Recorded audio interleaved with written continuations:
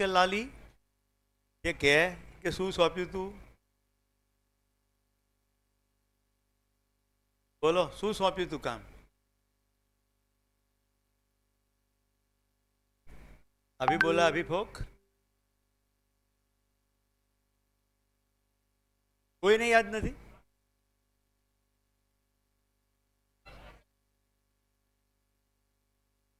તમારી આજુબાજુ જે કંઈ ચાલી રહ્યું છે બધું નિયમબદ્ધ જ ચાલી રહ્યું છે.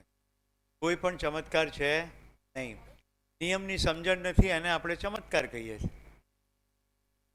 એક સમયમાં જે ચમત્કારો હતા એ બહુ સહજ સામાન્ય થઈ ગયા.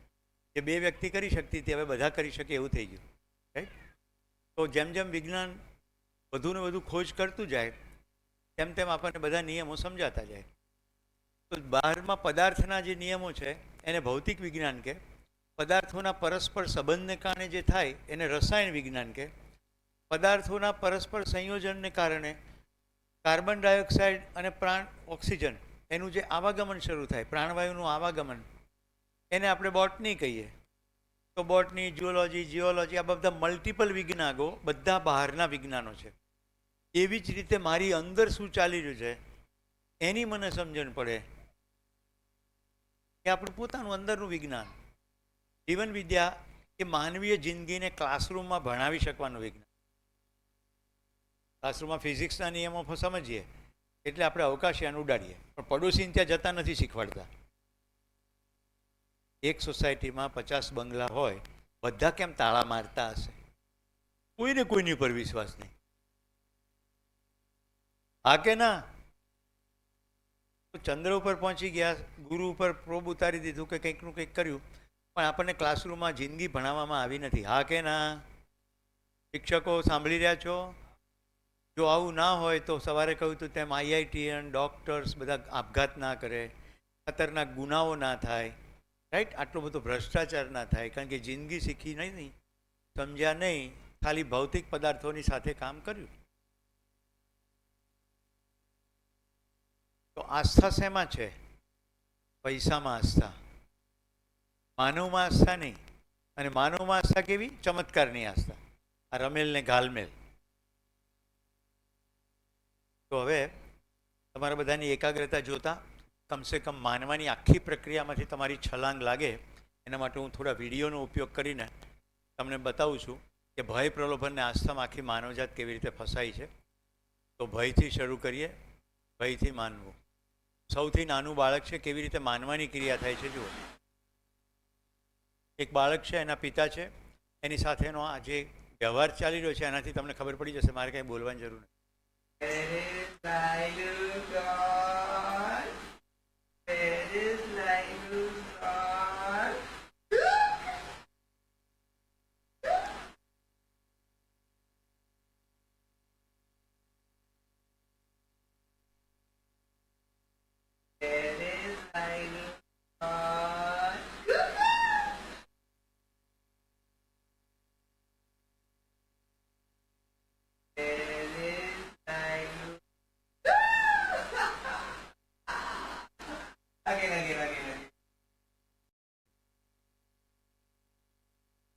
You ready?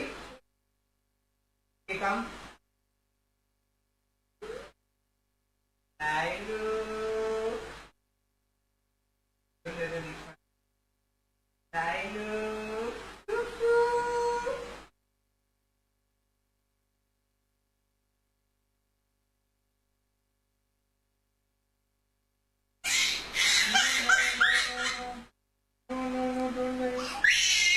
ખબર પડી ગઈ કેવી રીતે માનવાની ક્રિયા થાય છે?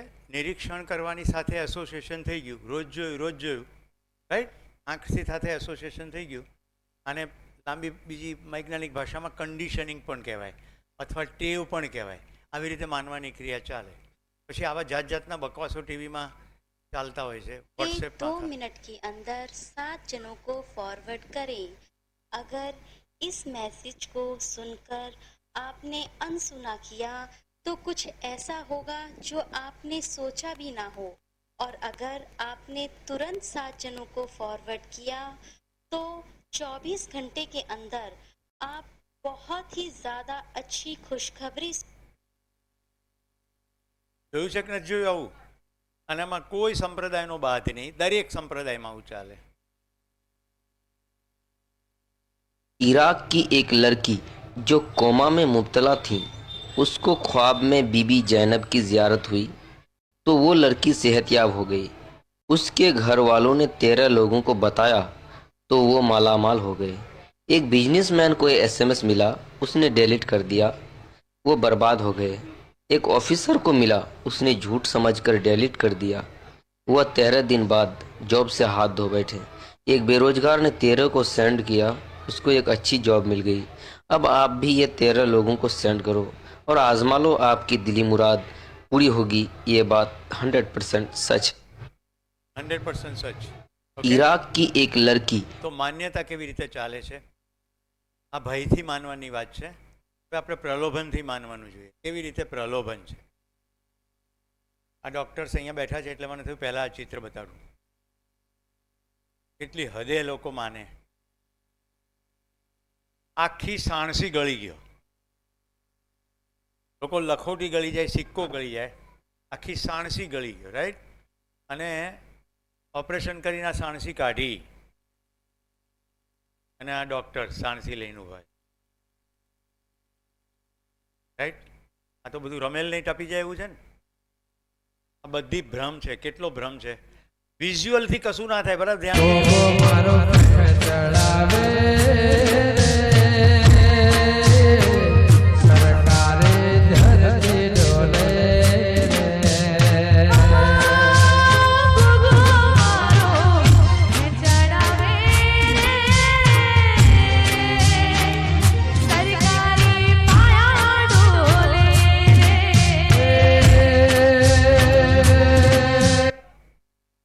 ત્યાં વોલ્યુમ કંટ્રોલ ઉપર કોઈ બેસો, કારણ કે દરેક મીડિયાનું વોલ્યુમ ઓછું વધતું હોય.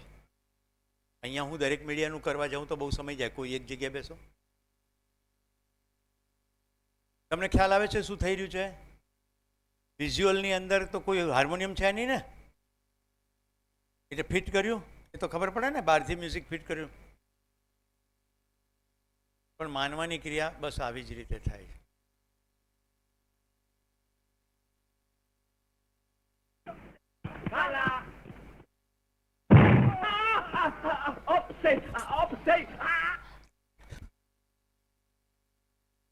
આ બધા વિઝ્યુઅલ ભ્રમ છે. ઓકે,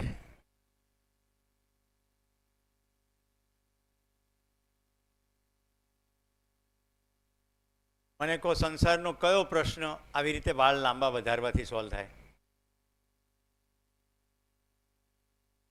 આ કોઈ બહેનો માટે નથી, આ બધા માટે કોમન છે. કારણ કે ઘણા ભાઈઓને પણ એવો ભ્રમ હોય છે, અને પત્નીને આગ્રહ રાખે કે વાળ વધાર, રાઈટ? વાળ વધે શરીરમાં, એનાથી કોઈ પણ પ્રકારની સમજણ વધે નહીં, પણ ભ્રમ છે. શું પ્રલોભન છે? આ બ્યુટી કહેવાય, આ સારું કહેવાય, રાઈટ? સન્માન થશે વાળથી.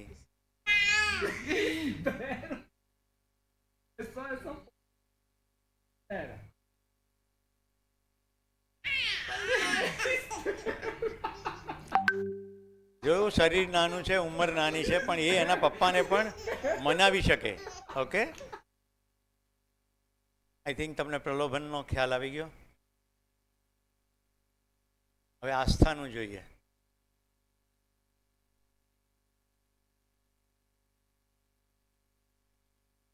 આ કુંભ જેવા દ્રશ્યો જોયા હશે તમે ક્યારેક, રાઈટ? એક જગ્યાએ તો કોટક સાહેબ એવું લખ્યું છે कि पत्नियों को विनंती है कि अपने पतियों को संभाले क्योंकि मेले में सन्यासियों की ज़्यादा भीड़ हो गई है.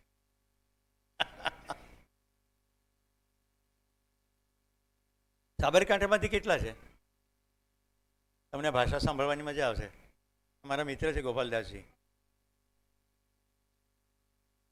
આ લગન વખતે તમને પેલી ચોરીમાં ધૂણો કરે છે, ગમે છે લે? સોનાનો પેલો ધૂણો કરે છે, ગમે છે? આ જલ્દી પાર મેલો કે જલ્દી મેલો. આ ગમતું હે છોકરું જન્મે એટલે બાલ બાબરી ભગવાન ના આ ઈકન વારો ના ઢગલા છે, પેલા વારા ને નહીં ગમતું એ ડબલા ભાઈ બેન નાખ્યા છે ના રે ભગવાન ના ઈકન ચરાય ચરાય બાલો નો હું લેવા દેવા. બાકી બાબરીઓ છે, બાબરીઓ છે, બાબરિયા ભૂત જ છે કલે બધા. એક વિજ્ઞાન હતું કે બાળક નાનું હોય એટલે અસ્ત્રો ના ડાળે એની આ ખોપડી ના તારવું છે આડો હોય એક ના કરાય બાપ એટલે એક વિજ્ઞાન હતું કે ભાઈ એનું વરસ જેવું થાય હવા વરસ જેવું થાય તમે એને અસ્ત્રો ફેવરો એક વિજ્ઞાન હતું તો આ હેડ્યું છે ત્યારે આવરા ચોટલા રખાવડાવું છે હજી અને આ બેનો તો ઉતારી જ નહીં તાની વન શું થશે આ ગોળિયા ગમણીઓની જો ગોપાલદાસજી બાપુએ 3 વર્ષ પહેલા કાળી ચૌદસમાં મને આમંત્રણ આપ્યું હતું. સ્મશાનની અંદર મને ભંડારો રાખ્યો હતો. રાઈટ? જે લોકોને થોડી સમજણ પડે છે સમાજ માટે કંઈક કરે. હિંમતનગર પાસે ગોપાલદાસજી આ કામ કરે છે અંધશ્રદ્ધા નિવારણનું. અને હમણાં મને રમેલની ખબર પડી એટલે આ વિડીયો મેં શોધી કાઢ્યો.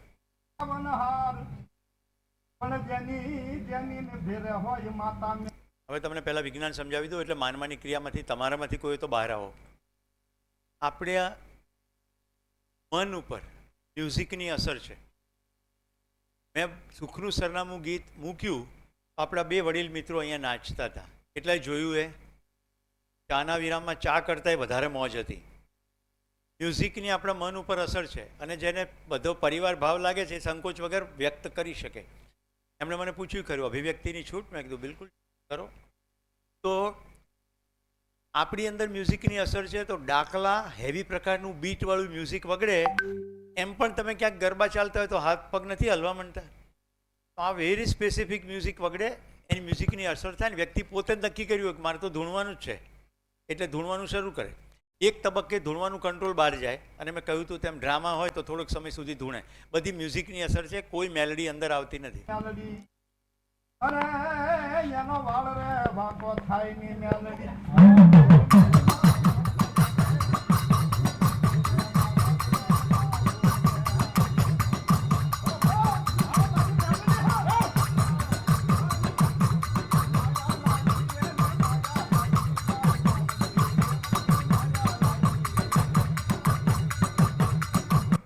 આવું ચાલે. ખેંચીને એક લાફો માર્યો હોય તો બધી જ મેલેડી જતી રહે. પણ એવી કોઈની હિંમત થતી નથી કારણ કે જે જોવે છે ને એ પાછા દ્રઢપણે માને છે. શું માને છે? એવું ના કરાય, મેલેડી કોપે ભરાય, આવું ધનોત નીકળી જાય, નિર્વંશ જાય, ધંધા બંધ થઈ જાય, આવું બધું માન્યા કરે એટલે આવું થાય. સિલેક્ટેડ બતાવું છું. એક દ્રઢ થયેલી સમાજમાં માન્યતા જુઓ.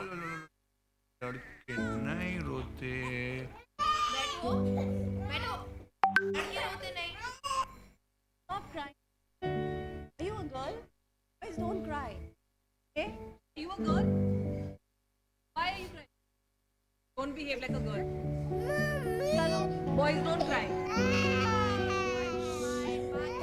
लड़के रोते नहीं ने बोला ना लड़के શું કહેવાય રહ્યું છે સતત? છોકરા રોવે નહીં. नहीं रोते हैं लड़के रोते नहीं है ए लड़के रोते नहीं है लड़के रोते नहीं हैं। well done अरे लड़के नहीं रोते यार ओ देवदास छोड़ ना यार, लड़के ऐसे नहीं रोते।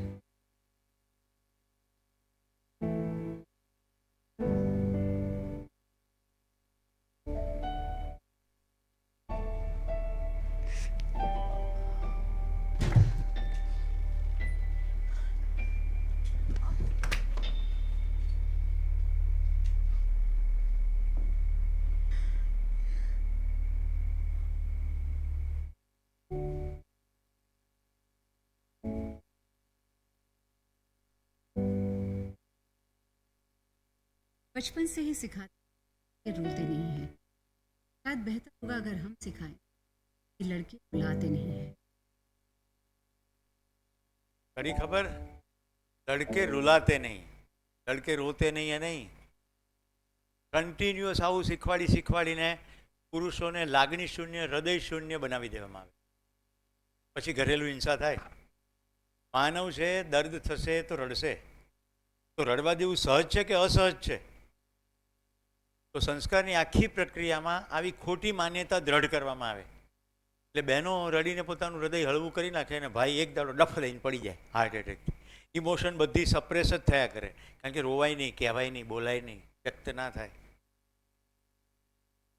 હવે તો આ બધી આપણે ना भीड़ हाँ हाँ चलो ठीक है हाँ चलो हाँ चलिए हाँ हरते जाओ बाबू हाँ हाँ हाँ हरते जाओ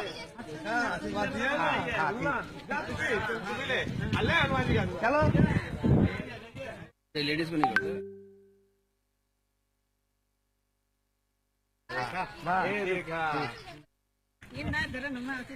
सबको नहीं पता हाँ તમને કેટલાકને લાગવા માંડ્યું હશે કે આ વાંદરો આશીર્વાદ આપે છે. વાંદરો કેળું જોવે અને કેળાની સાથે જે એસોસિએશન હોય એ પ્રમાણે કરે. વાંદરો આશીર્વાદ આપે નહીં.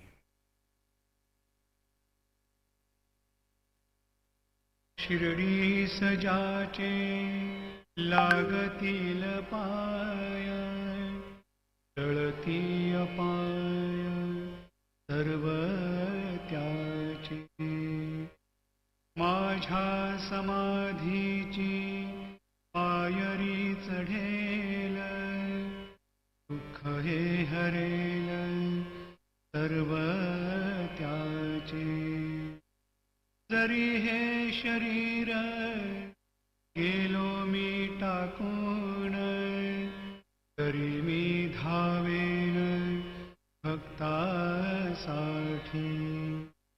नवसास माझी पावे. શું લાગે છે વાંદરો સાંઈ બાબાના દર્શન કરવા આવ્યો હશે? તમને શું લાગે છે? સવારે શીખવાડ્યું ને, સ્વયંમાં નિરીક્ષણ, સાથીમાં પરીક્ષણ, સમાજમાં સર્વેક્ષણ.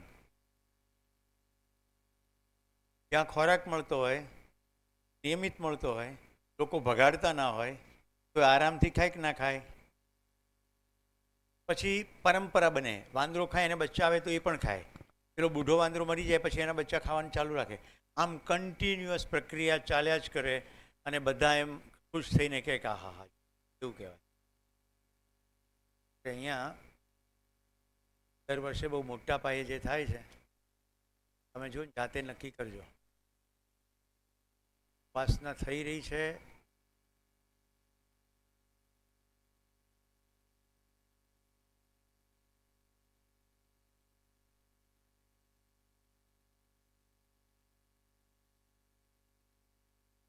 વિસર્જન પછીનું દ્રશ્ય.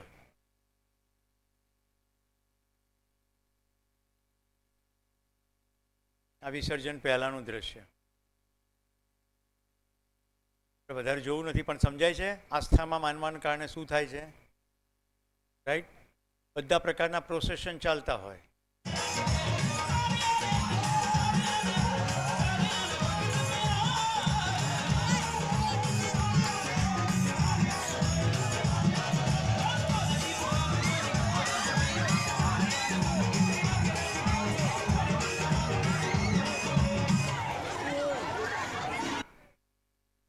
ખ્યાલ આવી ગયો?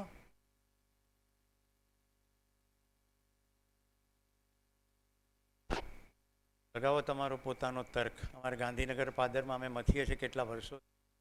માતાજીના નામ પર એક પલ્લી ધરાય છે. આ લોકો ગાયનું ઘી આવી રીતે કુંડમાં નાખે. ખૂબ બધું કુંડમાં ઘી ભેગું થાય. એક દીવાની ઉપર એને ચડાવવામાં આવે. એને કહેવાય પલ્લી. આખા ગામમાં વેરાય, ઢોળાય.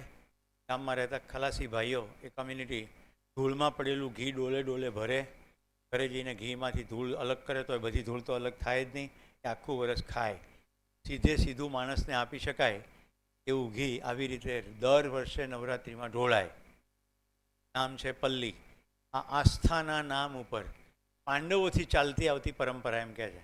તમને શું લાગે છે, પાંડવો એટલા મૂર્ખા હશે?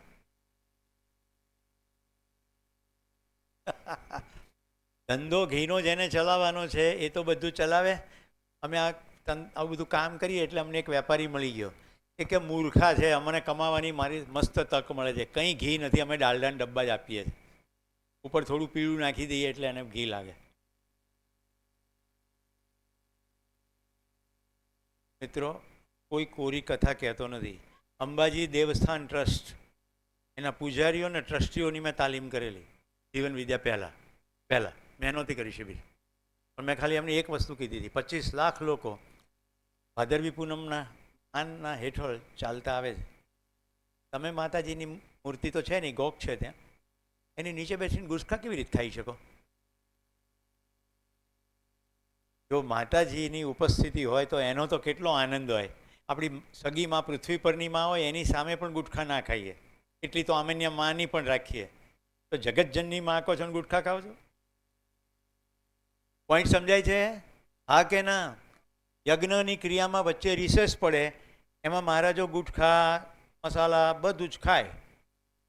મને એ નથી સમજાતું કે આ પૃથ્વી પરનો માણસ આ સમજાવવાની પ્રક્રિયામાં થાકતો નથી, તો માતાજીની સ્તુતિને યજ્ઞમાં માણસ થાકે કેવી રીતે? એને કંટાળો કેવી રીતે આવે? તે વળી ચા પીવી પડે. તર્ક સમજાય છે ને કે નથી સમજાતું? આમાં હજી ઘણાને પોતાની જે સોલિડ માન્યતા હશે ને એને મારા માટે પણ નેગેટિવ ફિલિંગ થવા માંડી. હું પરમ આસ્તિક છું, નાસ્તિક નથી. પણ ધીમે ધીમે તમને ખબર પડશે કે ખરી આસ્થા ક્યાં છે. ચમત્કાર બતાડું ચમત્કાર. રોજ સવારે સૂર્ય ઉગે છે અને બધી પ્રક્રિયાઓ શરીરની ચાલે છે. તમે હમણાં ચા બિસ્કિટ ખાધા, બપોરે જે પણ ખાધું, તમારા કોઈ નિયંત્રણમાં છે કે કયું હાડકામાં જશે, કયું કિડનીમાં જશે, કયું વાળમાં જશે તત્વ? બધું ઓટોમેટિક પચે છે કે નહીં? તમારા કોઈ જ કંટ્રોલ નથી, તમારી ઈચ્છા પ્રમાણે કંઈ જ ચાલતું નથી, આખું શરીર પણ નિયમબદ્ધ ચાલે છે. એ જ તો ચમત્કાર છે. કયો ચમત્કાર બીજો જોઈએ છે? આખી શરીરની સિસ્ટમ સરસ રીતે ચાલે, આખી ગેલેક્સીઓ સરસ રીતે ચાલે, બધું નિયમબદ્ધ ચાલે. પણ જ્યાં ધંધા છે ત્યાં આવું બધું તીકડમ ચાલે છે પલ્લીના નામ પર. આપણે માણસોમાં માનવાની ક્રિયા જોઈ રહ્યા હતા. હવે આ તો ગુજરાતનો કિસ્સો છે, તો ક્યાં થઈ રહ્યું છે? વોલ્યુમ આપો ભાઈ, ત્યાં કોઈ કંટ્રોલ. આવ્યા છે મોટા સાહેબ, અને આ સાહેબ ખાસ છે કારણ કે તે જોવાના છે હિસાબ કિતાબ. આ છે એ મોટા સાહેબ. હા, આ વાનર અહીંના હિસાબ કિતાબ જુએ છે અને તેમની નિયમિતતા અજોડ છે, કારણ કે દર મહિને આ વાનર અચૂક આવી જાય છે ને કરે છે હિસાબ. મોટા ભાગે વાનર કૂદકા મારતા હોય છે, પણ જુઓ આ ઓડિટર કપિરાજને કે જે આરામથી બાજ નજરે ચેક કરી રહ્યા છે હિસાબ. બીજી તરફ કર્મચારીઓ પણ સાહેબની આગતા સ્વાગતામાં કોઈ કસર છોડવા નથી માંગતા અને એટલે જ તેમને પીરસી રહ્યા છે ખોરાક. ગમે તેમ તોય સાહેબ છે અને બોસ ઇઝ ઓલવેઝ રાઈટ. એ વાતને આ કર્મચારીઓ સારી રીતે જાણે છે, એટલે જ તો તેઓ ખુશ કરી રહ્યા છે આ કપિરાજને. કાર્યાલયમાં પણ અવારનવાર આવતા હોય અને આવી અને કાર્યાલયના હિસાબો કે ત્યાં વહીવટ કરતા માણસો અને શું કરી રહ્યા છે એની તપાસ કર્યા પછી પોતે પણ નીકળી જતા. આ વાત છે મહેસાણાના ઊંઝાની, કે જ્યાં ઉમિયા માતાના મંદિરે આવતા શ્રદ્ધાળુઓને દર મહિને આ દ્રશ્ય જોવા મળે છે. હા, અહીં દર મહિને આ વાનર આવીને પહેલા માતાજીના દર્શન કરે છે અને ત્યારબાદ એ જાય છે મંદિરના ટ્રસ્ટના મકાનમાં કે જ્યાં થાય છે મંદિરનો વહીવટ અને ઉથલાવે છે ચોપડા. ત્યારબાદ તે મંદિરના લોકો પાસેથી પ્રસાદ માંગે છે અને પ્રસાદ આરોગીને જાણે ઇન્સ્પેક્શન પૂરું થઈ ગયું હોય એમ પાછા જતા રહે છે. પેટ ભરાય તો ઓફિસની જતા જ અંદર રહે. આવી અને ચોપડાઓ જાણે જોતા હોય એવી જાતનું એમના મનની એવું દેખાય આપણને. હવે વિચાર કરો કે આ સંસ્થાના વહીવટદારો, આ TV9ના રિપોર્ટર આવું સમાજમાં બોલે તો માન્યતાને પુષ્ટિ મળે કે ના મળે? આપણા મનમાં એવું છે છપાયેલું હોય છાપામાં એ તો સાચું જ હોય, રિપોર્ટર બોલે તો સાચું જ હોય. વાંદરો હિસાબ ચેક કરી શકે? ભાઈ કોઈ દિવસ ઓફિસની અંદર પાર્લે ગુલકુનું બિસ્કુટ પડીકું ખાતા હશે કર્મચારીઓ, ભૂલે ચૂકે વાંદરો આવી ગયો હશે, ખાધું હશે, પછી બીજી વાર ટ્રાય કર્યો હશે. આ લોકો રોજ ખાતા હશે. અમારા ગાંધીનગર સચિવાલયમાં એવું થાય, નિયમિત રીતે ખાતા હોય તો આવે પ્રાણીઓ, પછી આવે જાય. હવે કેવું જોવે પેલો આમાં પાના ફેરવે તો કે હિસાબ ચોક કરે. એટલાને ખબર પડે છે આસ્થાથી કેવી રીતે માન્યતાઓ ચાલે. કેટલો સમય અને ઉર્જા અને પૈસા આ ખોટી માન્યતાઓમાં બગડે છે. એને કારણે સાચું જાણવાનો સમય બચતો નથી. આસ્થામાં આપણે સેંકડો કિલોમીટરો ચાલી નાખીએ છીએ, પ્લાસ્ટિકનું ગાર્બેજ ક્રિએટ કરે છે, પ્રકૃતિની વ્યવસ્થાને ખોરવી નાખીએ છીએ. ગિરનાર, જુનાગઢ લીલી પરિક્રમા થાય, આ વખતે 20 ટન કચરો નીકળ્યો. 20 ટન. નાના નાના ગરોળી, દેડકા, છછુંદર, ભો, આ બધા પ્રાણીઓ પ્લાસ્ટિકનું કચરું ખાઈ જાય છે વસ્તુ સમજીને, એના આંતરડામાં ફસાય છે અને મરી જાય છે. આખી ઇકોસિસ્ટમ ડિસ્ટર્બ થઈ જાય છે. અને આપણે એમાં કોઈ ભગવાનને ખુશ કરવાની માન્યતા અંતર્ગત આટલું પ્રદૂષણ કરી જઈએ છીએ. આપણે નદીઓ પ્રદૂષિત કરીએ છીએ, જમીન પ્રદૂષિત કરીએ છીએ, હવા પ્રદૂષિત કરીએ છીએ, એના ભોગે દુઃખી થઈએ છીએ અને છતાં બહાર નીકળતા નથી, કારણ કે માનવાનું ચાલુ જ રહે છે, જાણવાનો પ્રયત્ન કરતા નથી. અને માનવાનું ચલાવનારા એવી દુકાન ચલાવે છે કે તમે જાણવાનો પ્રયોગ કરશો તો તમારું ધનોત્પન્ન નીકળી જશે. બુદ્ધિ તો ચલાવવાની જ નહીં. જ્યારે કે કુદરતે આપણને આટલી અદ્ભુત તર્ક શક્તિ આપી છે જેનાથી આપણે ચંદ્ર પર પહોંચીએ. તો મિત્રો, એવું જરાય માનવું નહીં કે કોઈ પદ ઉપર બેઠું છે અને બોલે એટલે વ્યવસ્થિત જ હોય. ઓકે, માનવાની ક્રિયા હું માનું છું તમને ભય, પ્રલોભન, આસ્થાની ખબર પડી ગઈ. હવે કયો, જેને અમેરિકા વિકસિત દેશ કહે છે, ઓકે, વિકસિત દેશની અંદર કેવી કેવી સ્પર્ધા થાય છે કે જે માણસ છે એનો ચહેરો કૂતરા જેવો છે કે નહીં, જેનો ચહેરો કૂતરા જેવો હોય એને એવોર્ડ મળે. હવે માણસનો ચહેરો કોઈ દિવસ કૂતરા જેવો હોય ખરો? ના હોય. પણ તમે થોડીક વાર માટે જુઓ તમારી અંદર શું થાય છે, હોશપૂર્વક જોજો કેવી રીતે આપણી અંદર માનવાની ક્રિયા ચાલવા લાગે છે.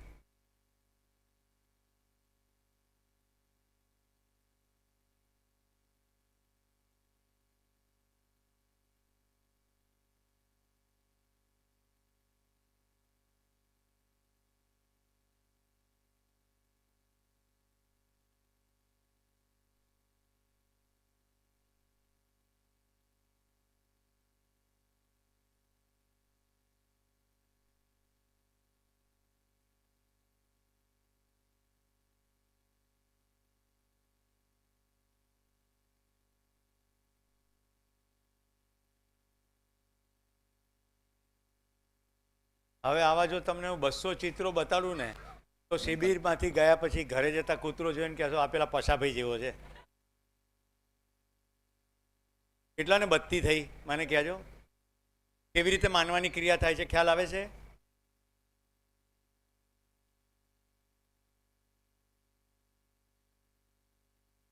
જો તરત થઈ ગયું માનવાનું. 4-5 જણાનો ચહેરો બતાવ્યો, એવું કશું બતાવ્યું નથી.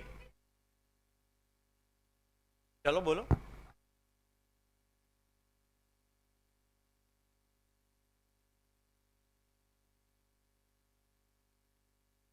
પણ તું બોલે છે માણસ જેવું જ છે, બિલકુલ માણસ જેવું નથી. જો ચિત્રો હવે તર્ક લગાડો. બેટા મહેનત કર, મેં તારો જવાબ સાંભળ્યો, હવે તું મારો સાંભળ. માણસ જેવું જરાય નથી, પણ આપણી અંદર આપણે એવું સ્વીકારવા માંડીએ છીએ. આમાં શું માણસ જેવું છે કહેજો? આમાં કશું માણસ જેવું છે? આમાંય કશું નથી. જો ધ્યાનથી જુઓ, ના આંખો ના નાક. આપણે ખાલી એસોસિએશન કેટલું કરીએ છીએ, થોડું વાળ, થોડોક દેખાવને ફિક્સ કરી દઈએ છીએ અને પછી આપણી અંદર સ્વીકૃતિ ચાલુ થઈ જાય. આ તો અહીંયા મને પ્રશ્ન પૂછે છે, અમેરિકાની આ સ્પર્ધાની વાત કરું છું, જેમાં એવોર્ડ આપવામાં આવે છે. મતલબ કે માસ સ્કેલ ઉપર એવું માનવામાં આવે છે કે આ તો કૂતરા જેવો જ દેખાય છે. પોતાના પાલતુ કૂતરાની આ સ્પર્ધા છે બધી. ઓકે, એટલે લોકો પોતાને સજાવે છે કૂતરાની જેમ અને કૂતરાને સજાવે છે પોતાની જેમ. માનવું માનવું.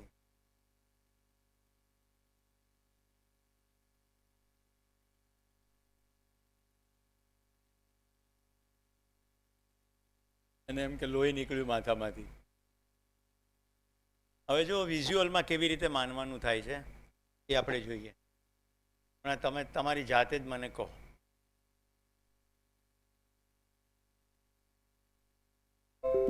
આમાં કયો આકાર દેખાય છે? કેટલાને ત્રિકોણ દેખાય છે? જરા હાથ ઉપર કરો, સરખો હાથ ઉપર કરજો. હવે હું પ્રસ્તાવ મૂકું છું, આ ચિત્રમાં ત્રિકોણ છે નહીં. કાળા ચોરસની અંદર 3 વર્તુળોને જેમ આઈસ્ક્રીમની કેકને કટિંગ કરીએ એવી રીતે થોડું કટિંગ કર્યું છે. બાકી ક્યાંય લીટી નથી, પણ તમે વચ્ચે લીટી માની લીધી છે. આ ત્રિકોણ છે નહીં. આંખો ચોળીને જુઓ, ત્રિકોણ નથી. હવે આમાં કેટલા ચોરસ દેખાય છે? તો અંજલિ હજી ફસાયેલી છે. આમાં કશે ચોરસ નથી. રિયા છે ને ચોરસ? એટલે લાગે છે એવું છે નહીં ને? જેટલું લાગે છે એવું હોતું નથી. બતાડું અહીંયા નજીક આવીને તમને આવું કેમ લાગે છે. તમે અહીંયા કાલ્પનિક રીતે લીટી દોરી દીધી મનમાં અને એને અનુરૂપ અહીંયા દોરી દીધી, એટલે પછી બધે દોરી દીધી. હકીકતે આખા કાળા ચોરસમાં આ કાળલી થોડીક રેખાઓ જ છે. હવે કેટલાને ખ્યાલ આવે? તો જે આંખોથી દેખાય છે એ સત્ય નથી. તપાસવું પડે પોતાની અંદર કે મને આવું લાગે છે, બીજાને કેવું લાગે છે. એટલે નિરીક્ષણ સર્વેક્ષણ કીધું. બોલો, હવે ગોળ દેખાય છે? હવે ગોળ દેખાય છે? કોશિશ કરો. હવે નહીં દેખાય જો કોશિશ કરશો તો, નહીં તો હજી દેખાશે. અંજલિ હવે દેખાય છે ગોળ? હવે તો ગોળ દેખાય છે અને સફેદ ચોરસ દેખાય છે, જ્યારે કે બેમાંથી કોઈ નથી. પગલા છે કે પાણીના ટીપા છે? ઝાડ છે કે યુવાન, પ્રૌઢ અને વૃદ્ધ છે? થોડી હવામાં તરે છે કે પાણી પારદર્શક છે?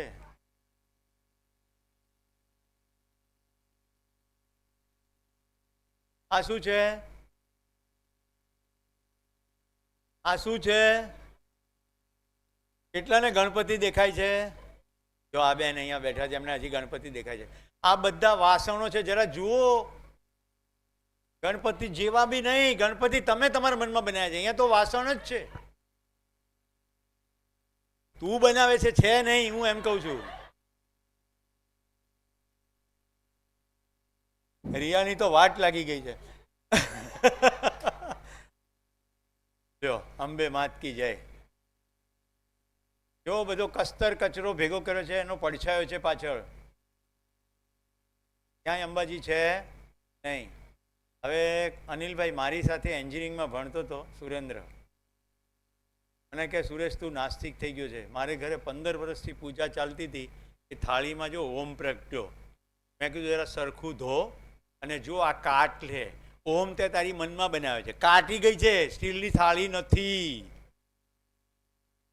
હમણાં થોડા વખત પછી વાદળો શરૂ થશે, રાઈટ? તમને ગેરંટી આપું, તમે જે ઈચ્છા કરો ને મનમાં પહેલાં વિચાર લેવાનું કે કયા ભગવાન વાદળમાં જોવા છે. બરાબર મનમાં ચિત્ર ધડ કરીને આકાશમાં જોવાનું, તમને દેખાઈ જાય. મારી સાથે કોટક સાહેબ સહમત થશે. અમે બધા નાના હતા ને ત્યારે ભમભમિયા પ્રાઇમસ આવતા. તમે જે ગીત ગાઓ ને ભાઈ, પ્રાઇમસ એ ગીત ગાય.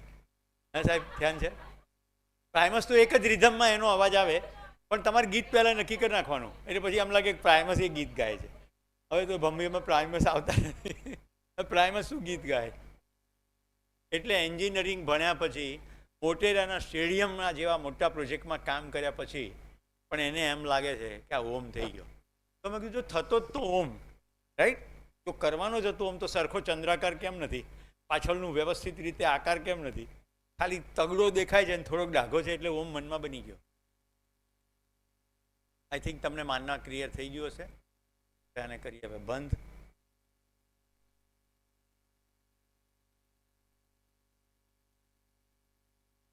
સાનો મેં માનના ભયપૂર્વક, પ્રલોભનપૂર્વક, આસ્થાપૂર્વક. વિઝ્યુઅલ પણ આપણે જોઈ લઈએ, રાઈટ? બોલો ને, પ્રશ્ન માટે તો અહીંયા ઉપસ્થિત કીધું. મેં ક્યાં ના પાડી બોલવાની? માઇક આપો, માઇક આપો.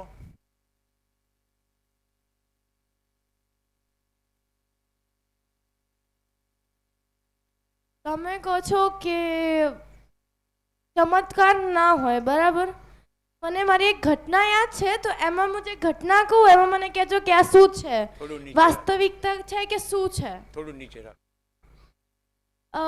અમે લોકો વચ્ચે એક વખત અમારી નાનીની બરસી હતી, એના માટે અમે નદી કિનારે કશે ગયા હતા. ત્યારે એટલે પણ ત્યારે હવન કરાવડાયો હતો અમે. અને ત્યારે ત્યારે અમારી મામીની અંદર નાનીમાં આવ્યા તો એવું બધા કહેતા હતા ને, એમના વ્યવહાર પરથી બી એવું લાગતું હતું. હવે બીજો કોઈ ભૂવો કર્યો હોય તો હજી અમે માની કે એનો નાટક છે.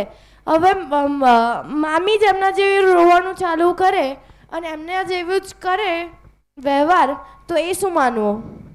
શક્ય છે, આવી શકે. ઓકે, મેં કહ્યું ને તમને 5 દિવસમાં ખબર પડશે. ભૂત, પ્રેત, દેવી, દેવતા, ચૂડેલ બધું જ છે એવું મેં કીધું છે ઓલરેડી. પણ જેવી રીતે ચાલે છે એમ નથી. એટલે હું એ જ પૂછું છું કે આમાં શું છે. મેં જવાબ આપ્યો ને. ધીમે ધીમે સમજાશે. હજી તો પહેલાં પોતાની પૂરી સમજણ પડી નથી. ત્યાં જે જતો રહ્યો છે એની સમજવાની કોશિશ કરીએ છીએ. આપણે જે જીવતા છે એના પહેલાં આપણને તો જોઈએ. એના ક્યુરિયોસિટીને સલામ છે કે નહીં? એને એકદમ એમ છે કે જલ્દી બધા જવાબ મળી જાય. હું તને એકલી તો હમણાં જવાબ આપી દઉં, પણ બાકીના બધાને બમ્પર જાય. પછી બધું સ્ટેપ બાય સ્ટેપ સમજવું પડે. સમજણની આખી પ્રક્રિયા ક્રમિક છે. જો તમે માનવાની ક્રિયામાં સ્પષ્ટ નહીં થાવ ને તો હું તમને જેટલી જાણવાની ક્રિયા કરીશ એટલે તમે નવી માન્યતા શરૂ કરશો. આ માન્યતાની વાત નથી કરતી, મેં જે જોયું એ મેં કીધું. બાકી તમે હાલ જે બતાડી બધું મેં માનું. હવે તમે કેટલાને ખબર પડે રિયા સાંભળી નથી રહી?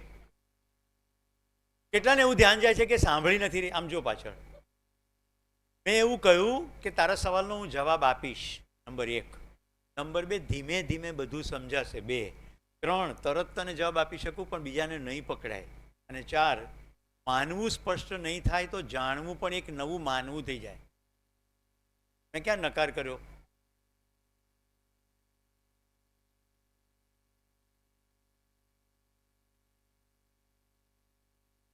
સારું બેટા, આપણે એવું રાખીએ. મેં તો પ્રસ્તાવ મૂક્યો, સવારથી પ્રસ્તાવ હજુ તો મૂકું છું.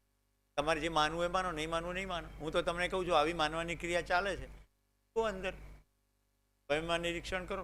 વિશેષ પડે ત્યારે પૂછો કે સુરેશભાઈ તો આવું કે છે, તમને કેવું લાગે છે? હું એના સ્પષ્ટતા માટે બધાની સ્પષ્ટતા માટે આખું સરળ કરીને મૂકી દઉં. સૌથી પહેલાં એ વચ્ચે બપોરે પ્રશ્ન આવ્યો હતો, પશુઓને પક્ષીઓને પ્રવૃત્તિ કરતા જોઈને આપણે માનવાનું શરૂ કર્યું છે. એ આહાર કરે છે તો આપણે એવો આહાર કરીએ છીએ. એ પોતાના શરીરને રક્ષણ કરવા માટે કામ કરે છે તો આપણે પણ એ પ્રમાણે ભયપૂર્વક વર્તીએ છીએ. જ્યારે કે આપણી અંદર જાણવાની તાકાત છે. તો કેટલું માનીએ છીએ આપણે? નિશાળોમાં એવું શીખવવામાં આવે છે કે મનુષ્ય એક સામાજિક પ્રાણી છે. કેટલા આવું શીખી ગયા છે? હવે હું તમને પ્રસ્તાવ મૂકું છું. મનુષ્ય છે, પ્રાણી નથી. સાંભળ્યું ભલે ગમે તે હોય, આટલા વર્ષોથી ભલે ચાલતું હોય, શાળાના સિલેબસમાં ભલે હોય, માનવાનું ચાલી રહ્યું છે. કોશિશ કરીએ ચલો સાથે મળીને, હમણાં જ કરીએ કે આપણે પ્રાણી છીએ કે નથી. કે હજારો વર્ષોથી બેટા બરાબર એક વાક્ય પર ચાલજો. અંદર જે ચાલતું હશે તો કંઈ નહીં સાંભળી શકો. હજારો વર્ષોથી બકરી ઘાસ ખાતી આવી છે. તમને શું લાગે છે ભવિષ્યમાં પીઝા બનાવીને ખાશે કે ઘાસ જ ખાશે? ગાય મરી જશે, માંસ નહીં ખાય. સિંહ મરી જશે, ઘાસ નહીં ખાય. એનો આહાર નિશ્ચિત છે. માણસના કેસમાં આહાર નિશ્ચિત છે. કશું પણ ખાય. ઈદી અમીનના ફ્રીજમાંથી માણસની ખોપરી અને માંસ મળ્યું હતું. મને કહેવું ગમતું નથી પણ કહી દઉં, ડાર્ક વેગમાં સમાંતર ધંધો ચાલે છે ગર્ભપાત થયેલા બાળકોને ખાવાનો. તાજેતરમાં જ મલેશિયાનો કેસ આવ્યો હતો. કોઈ આવી રમેલવાળી કોઈ ભૂવી, ત્યાં ભૂવો નહીં ત્યાં ભૂવી હતી, ત્યાંના કોઈ મંત્રીને મારીને ખાઈ ગઈ. માણસનું આચરણ નિશ્ચિત નથી. બકરીનું આચરણ નિશ્ચિત, ગાયનું આચરણ નિશ્ચિત, ઘોડાનું આચરણ નિશ્ચિત. તમારી સામેથી સિંહ આવતો હોય, ગાય આવતી હોય, બકરી આવતી હોય તો તમે નિર્ણય લઈ શકો કે શું કરવું. માણસ આવતો હોય કંઈ નિર્ણય ના કરી શકો. ઓફિસમાં વાઘ, ઘરમાં બકરી, અને ઘરમાં વાઘ, ઓફિસમાં બકરી. હા કે ના? માણસનું આચરણ ક્યાં નિશ્ચિત છે? તો કઈ રીતે કહેવાય પ્રાણી? પ્રત્યેક પ્રાણીનું આચરણ નિશ્ચિત છે.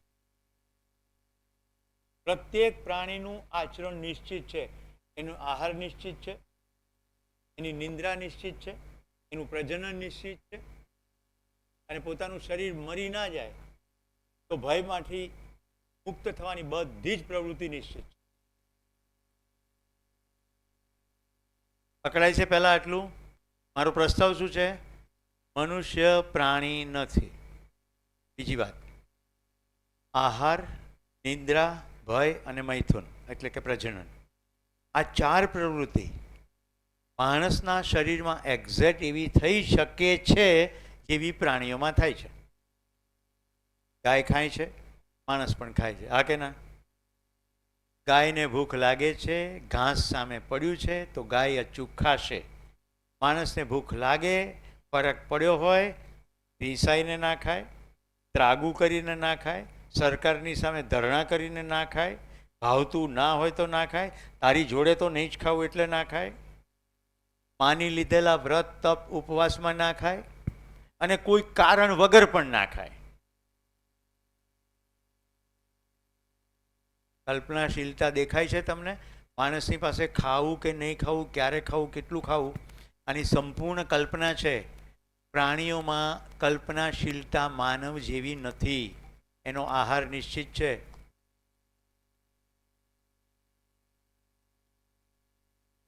બતાડો કેવી રીતે આપણે પ્રાણી છીએ ભાઈ? તમારી જિજ્ઞાસા જોતા બીજે દિવસે જે વ્યાખ્યા કરું છું આજે વ્યાખ્યા કરી દઉં. માનવની વ્યાખ્યા કરું છું. જો આમાં એકોય પ્રાણી બેસતું હોય તો. मनाकार को साकार करने वाला, मनाकार को साकार करने वाला, मन स्वस्थता का आशावादी और प्रमाणित करने वाला चैतन्य एकम એટલે માનવ. ગુજરાતી પણ કરી દો. જે મનમાં આવે એને સાકાર કરીને જ જંપે. મનાકારને સાકાર કરવા વાળો, મનો સ્વસ્થતા કા આશાવાદી, એને સતત સુખ જોઈએ, સતત શાંતિ સંતોષ. આપણે સવારે એક્સરસાઇઝ કરીને સતત જોઈએ કે નહીં જોઈએ? આ સતત જોઈએ. આશાવાદી, અને મેળવીને જ રહે એટલે પ્રમાણિત કરે. રાઈટ? ચંદ્ર જોઈને, તમારું નામ શું બેન? નૈનાબેન અને હું અમે બંને સવારમાં બેસીને ચાય પીતા હતા. પાછલી રાતનો ચંદ્ર હજી હાથમ્યો નહોતો એટલે મેં નૈનાબેનને કીધું, નૈનાબેન મારે ચાંદ્ર ઉપર જવું છે. નૈનાબેન કે ભાઈ ચાંદ ઉપર ના જવાય. હું તો માનવને મનાકાર કો સાકાર કરને વાલા. નીલ આર્મસ્ટ્રોંગ મારું નામ, ચંદ્ર ઉપર જઈને ઉતર્યો. ખ્યાલ આવે છે? ઉદાહરણથી હુંની ભાષા એટલે બોલું છું, મારી શૈલી છે જેથી તમારી અંદર પણ હું સંભળાય. મને રાજુ ચા પીતા બેઠા હતા. રાજુ મને કે માછલી કેવી મસ્ત પાણી ઠંડક મારે, ડીસાની તોડી નાખે એવી ગરમી, મારે પાણીની અંદર 1 મહિનો રહેવું છે. લેફ્ટનન્ટ સુશાંત સરસ્વત સબમરીનર છે આપણા ભારત સેનાના, કે મહિનો પાણીની અંદર જ રહે છે, સબમરીનના ઇન્ચાર્જ. સમજાય છે? મનાકાર થઈ ગયો કે અંદર રહેવું છે તો ટેકનોલોજી શોધી કાઢી. આકાશમાં ઉડવું છે તો જેટ વિમાનો, પેરાશૂટો, પેરાસ્લાઇડો અને અવકાશયાનો. જેટલો મનમાં આકાર આવે એટલું બધું જ સાકાર કરીને જ રહે. 1 પેઢીની તો 2 પેઢી 3 પેઢી. આ માનવની તાકાત છે. બકરી ગાય ઘોડા કશું કરી શકશે નહીં. આપણે પ્રાણી નથી. નિશાળોએ આટલા વર્ષો એટલું ખોટું શીખવાડ્યું છે કે મને આ શિબિરની ખુશી એ છે કે તમે કેટલા બધા શિક્ષકો છો. જો આપણે પ્રાણી નથી અને પ્રાણી કહેવામાં આવ્યું તો પછી આપણું વર્તન કેવું થશે? આપણી વાર્તાઓ કેટલી ખતરનાક છે. એક જંગલ હતું, તેમાં એક લુચ્ચું શિયાળ રહેતું હતું. શિયાળ કદી લુચ્ચું હોતું નથી, શિયાળ માત્ર શિયાળ જ હોય છે. માણસ લુચ્ચાઈ પોતાની શિયાળની ઉપર છાપે છે. લુચ્ચું શિયાળ હતું, કપટી કાગડો રહેતો હતો. કાગડો કપટી છે? કાગડો ખાય છે બિચારો, ખાઈ પીને ખતમ થઈ જાય છે. કોઈ પ્રપંચ થતો નથી. શિકારની આખી પ્રવૃત્તિ કરનારા તમામ ક્રૂર પ્રાણીઓ એટલી કેવી રીતે શિકાર કરે છે તમે ડિસ્કવરીની ફિલ્મો જુઓ તો ખબર પડે. ઢગલો હરણો હોય અને 6-7 સિંહ બેઠા હોય. પેટ ભરેલું હોય ને તો હરણ જરાય ડરે નહીં, એ ત્યાં ચડે જાય શાંતિથી, અને સિંહ બેઠા રહે. એવું નહીં કે આજ તો મસ્ત માલ પાડી લઈએ ભેગા થઈને. ભૂખ લાગશે સિંહને, એ ઊભો થશે અને હરણને ખબર પડશે કે આ ઊભું થવાનું, હવે ભૂખ્યા થવાનું છે, એટલે બધા દોડવાનું ચાલુ કરે. પેંતરો કરીને ભેગા થઈને એક હરણને પાડશે, ખાઈ લેશે, પછી નિરાંતે બેસી જશે. માણસ જેને ખાતો નથી એને એકને નહીં, હિટલર 25 લાખને ખાઈ ગયો. કેટલા? 25 લાખ યહૂદીઓને ખાઈ ગયો, મારી નાખ્યા ગેસ ચેમ્બરમાં. દાટી દીધા, શ્રમ કરાવીને મારી નાખ્યા. કેટલી ઘટનાઓ ઘટે છે આતંકવાદીઓ. એ કોઈ મારીને ખાય છે એને, પણ ટેકનિકલી તો ખાઈ ગયા જેવું જ છે ને, મારી નાખે એટલે. પ્રાણી તો ખાવું હોય તો જ મારે છે, માણસ ખાવું નથી તોય મારે છે. કઈ રીતે?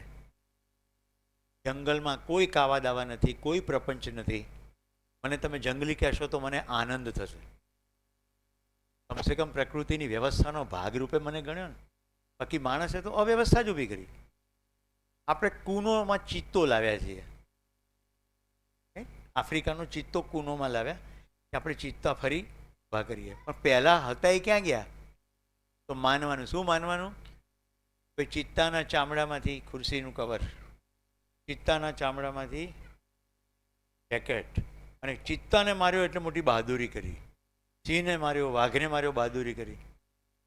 સંતાઈને બરાબર તાકીને તીર ગોળી નિશાન મારે, એમાં કઈ બહાદુરી છે?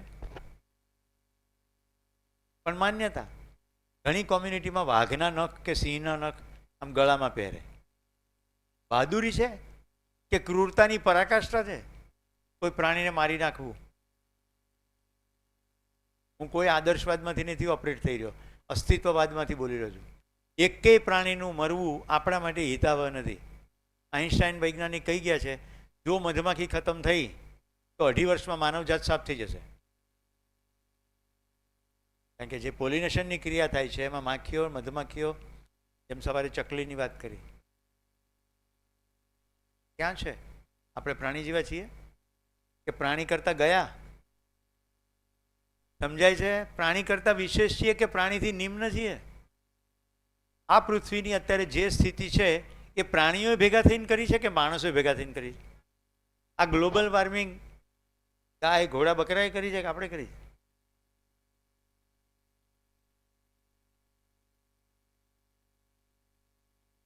સતીશભાઈને વિનંતી છે, બપોર પછી બધાને એક એક ટુવાલ આપો.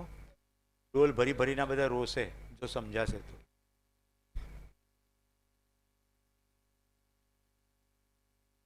તમને કહું, જો સટીક ધ્યાન ગયું ને, તમે એક પત્તું તોડી નહીં શકો, એક જંતુ મારી નહીં શકો. પરફેક્ટ ધ્યાન જાય તો. હમણાં એક શિબિરમાં કોઈ પૂછ્યું બધું બરાબર પણ વંદો, તો તમે જેને વંદાને ગંદો ગણો છો ને, ખાલી એકવાર નિરીક્ષણ કરજો. વંદો એકદમ ચળકતો, બધેથી ચોખ્ખો અને એવી જગ્યાએ રહે છે જ્યાં આખી ઇકોસિસ્ટમ વંદો મેનેજ કરે છે. વંદો રસોડામાં નથી રહેતો, વંદો મોરીમાં રહે છે. આપણે ખોરાક અવ્યવસ્થિત રીતે રાખીએ તો એને કેવો ખોરાક જોઈએ છે? બધો વધેલો, એંઠો, નાળીમાં. એને ઠંડક જોઈએ છે, અંધારું જોઈએ છે. આપણે એવું રસોડું રાખીએ છીએ અને ત્યાં ખોરાક ના હોય અને ખોરાકનું ક્રિયા ચાલે, આજે પડે ને કાલ નાય પડે, રસોડામાં ઉપલબ્ધ હોય એટલે બહાર આવે ને ખાય. વંદો ગંદો છે જ નહીં. મારો ઉછેર ગુજરાતમાં થયો, મારા મનમાં પીરસવામાં આવ્યું વંદો ગંદો. મારા પત્ની બિહારમાં જન્મ્યા અને મોટા થયા. એમના પિતાજીને કરિયાણાનો વેપાર હતો અને ગોળનું ગોડાઉન. તો જ્યાં ગોળનું ગોડાઉન, અંધારું, ઠંડક અને એને પૂરતો ખોરાક, ત્યાં વંદા થાય. તો અમારે ઘરે વંદો નીકળે તો મારા પત્ની આમ પકડીને બગીચામાં નાખી દે. વંદો એના માટે ગંદો નથી, કારણ કે એની માન્યતામાં ગંદકી નથી ગઈ.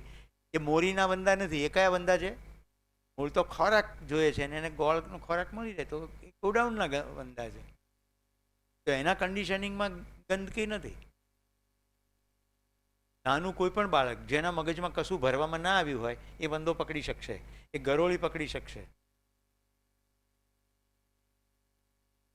ભય ઉપરથી નાખવામાં આવ્યો છે.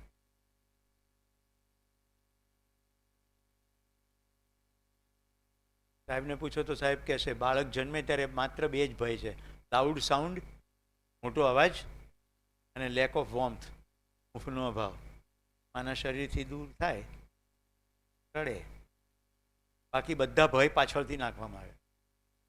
ત્યારે બાળક માણસ સિવાયના તમામ પ્રાણીઓમાં ઇનબિલ્ટ ભય છે, એની અંદર ડિઝાઇનમાં ભય છે. એવું પ્રકૃતિદત્ત કોને કોનાથી બચવાનું છે, રાઈટ? એટલે નાના નાના પંખીઓ પણ કયા પંખીથી એને બચવાનું છે? મારા ઘરમાં ચકલીના માળા નાખ્યા છે, તો ચકલીના માળાની અંદર ઈંડા થાય અને બચ્ચા થાય. એ આખી પ્રક્રિયા દરમિયાન બ્રાહ્મણી મેના નામનું એક પક્ષી આવે, એ એક પ્રકારની કાબર જેવું છે, એને પાછળ ટોટલી જેવું દેખાય, એટલે એનું નામ બ્રાહ્મણી મેના છે. એ એટલી સ્માર્ટ છે કે બિલકુલ અંદર માળામાં ઘૂસીને ઈંડાઈ ખાઈ જાય અને બચ્ચા પણ ખાઈ જાય. હજી મોટું બચ્ચું થઈ જાય તો બ્રાહ્મણી મેનાની ચાંચમાં ના સમાય, એટલે ક્રોફિઝન, જેને ઘોયરો પણ કહે છે, હુક હુક એવું બોલે, એ મોટું પક્ષી છે. એ અંદર માળામાં ના જઈ શકે, એટલે બરાબર રાહ જોવે. આ ઘરની અંદર હું લીલા જોઉં બેઠો બેઠો, મેં માળા કર્યા છે એમાં થાય, પણ મને નિયમ ખબર પડી ગઈ છે. જેને આ નિયમ ખબર નથી પડતી એ ભગાડવાની કોશિશ કરે છે. આખું પ્રાકૃતિક બેલેન્સ છે. મેં સવારે કીધું એમ, જીવડા થાય ગરોળી આવી જાય. અમારે ત્યાં આટલા પક્ષીઓને કારણે તમે માની નહીં શકો. મારા ઘરે રસેલ વાઇપર, મારું ઘરની આજુબાજુ રોડ છે, ગાંધીનગરમાં રહું છું સેક્ટર 30માં, જંગલ નથી, અમે નાનકડું ઊભું કરેલું જંગલ છે. રસેલ વાઇપર એકદમ ડેડલી પોઈઝનસ. મારા પત્ની મીઠા લીમડાનું ઝાડ અમે ઉગાડ્યું છે, એમાંની તીરખી તોડી એ જ વખતે ડાળી પરથી એના પગ પાસે પડ્યો. પછડાટને કારણે થોડો સમય સુધી મૂવ નહીં કર્યો. પછી હું પહોંચ્યો, અમે રેસ્ક્યુ કરીને જંગલમાં છોડી આવ્યા. એટલો ખતરનાક, તરત માણસ મરી જાય. 1 અઠવાડિયા પછી કોબરા આવ્યો, પણ નિયમ ખબર પડી એટલે અમારા ઘરમાંથી કોઈ નહીં. મારા બાળકો નાના હતા, એ બંનેને સાપ રમાડ્યા છે. ગાંધીનગરમાં નીકળે, સમજી લીધું કે સાપ ઝેરી છે કે બિનઝેરી છે. ઝેરીના ખોળામાં બેસાડે, રાઈટ? એ નથી ઓળખતો. તમે હળી કરો તો કરડી જાય, અધરવાઇઝ એને કરવાનો કોઈ એજન્ડા નથી. મેં જોયું છે ગામડાઓમાં નહીં, ગાંધીનગર જેવા શહેરમાં સાપ મળે તો બાળે. સાપ આપણો દુશ્મન નથી. ખેતરમાં સાપ હોય તો ઉંદરડા નિયંત્રણમાં રહે, તો ખેતરનો પાક આપણા ઘર સુધી આવે. સાપને મારી નાખો તો ઉંદરડાનો ઉપદ્રવ એટલો થાય, ખતમ થઈ જાય. બધું બેલેન્સમાં છે. કેટલાક ખેડૂતો આ સમજે છે, ગોગા બાપજી કે નાગદાદા કે, મારે નહીં, બધા આવું નથી સમજતા. બોલો, નાની છે માનવ?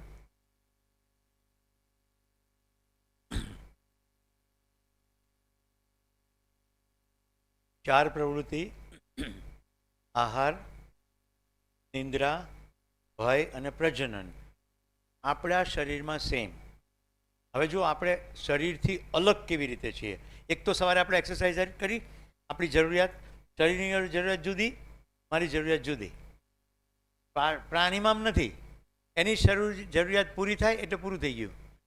આપણે તો બધું ખાધા પછી, બધી જ સગવડો પછી હજી પેલો સુખવાળો પ્રદેશ તો બાકી જ રહી જાય. બધું પેટ ભરેલું હોય, એસી ચાલુ હોય, પણ મનમાં ટેન્શન હોય તો એ દૂર થવું જ જોઈએ. હા કે નહીં? મથી એના માટે કેમ? પેટ તો ભરાઈ ગયું છે. પ્રાણીને પેટ ભરાઈ જાય તો પૂરતું થઈ ગયું કામ. તો એક તો મેં તમને આહારની વાત કરી. આહારમાં પ્રાણી બોન્ડેડ છે, ભૂખ લાગશે એટલે ખાશે, નિશ્ચિત ખોરાક ખાશે. માનવ બોન્ડેડ નથી, ભૂખ લાગશે તો પણ નહીં ખાય, ચોઈસ છે એની પાસે. હવે બીજો શબ્દ આપું છું, કર્મ સ્વતંત્રતા. માનવના 2 એટ્રીબ્યુટ: કલ્પનાશીલતા, કર્મ સ્વતંત્રતા. Power to imagine, power to choose. Power to imagine, કંઈ પણ કલ્પના કરવાની, અને એ મુજબ કર્મ કરવાની સ્વતંત્રતા. જો તમે કરતા નહીં હોય એનું કારણ ભય છે, બાકી સ્વતંત્રતા છે, રાઈટ? નૈના બેન, તમે ઊભા થઈને મને અહીંયા એક લાફો મારો, તમે કેમ નહીં મારો? માન્યતા કે શિક્ષક છે એને થોડું મરાય. બાકી કર્મ સ્વતંત્રતા છે, હાથ છે, ગાલ છે, મારતા આવડે પણ છે. મારી શકો કે નહીં? નહીં. મારી શકો કે નહીં? કેટલા સમજે છે? મારી શકાય કે નહીં? મારી શકાય, પણ મારશો નહીં. કેમ? મતલબ કે તમે કલ્પનાશીલતા લગાડીને કે શું કારણ છે મારવાનું.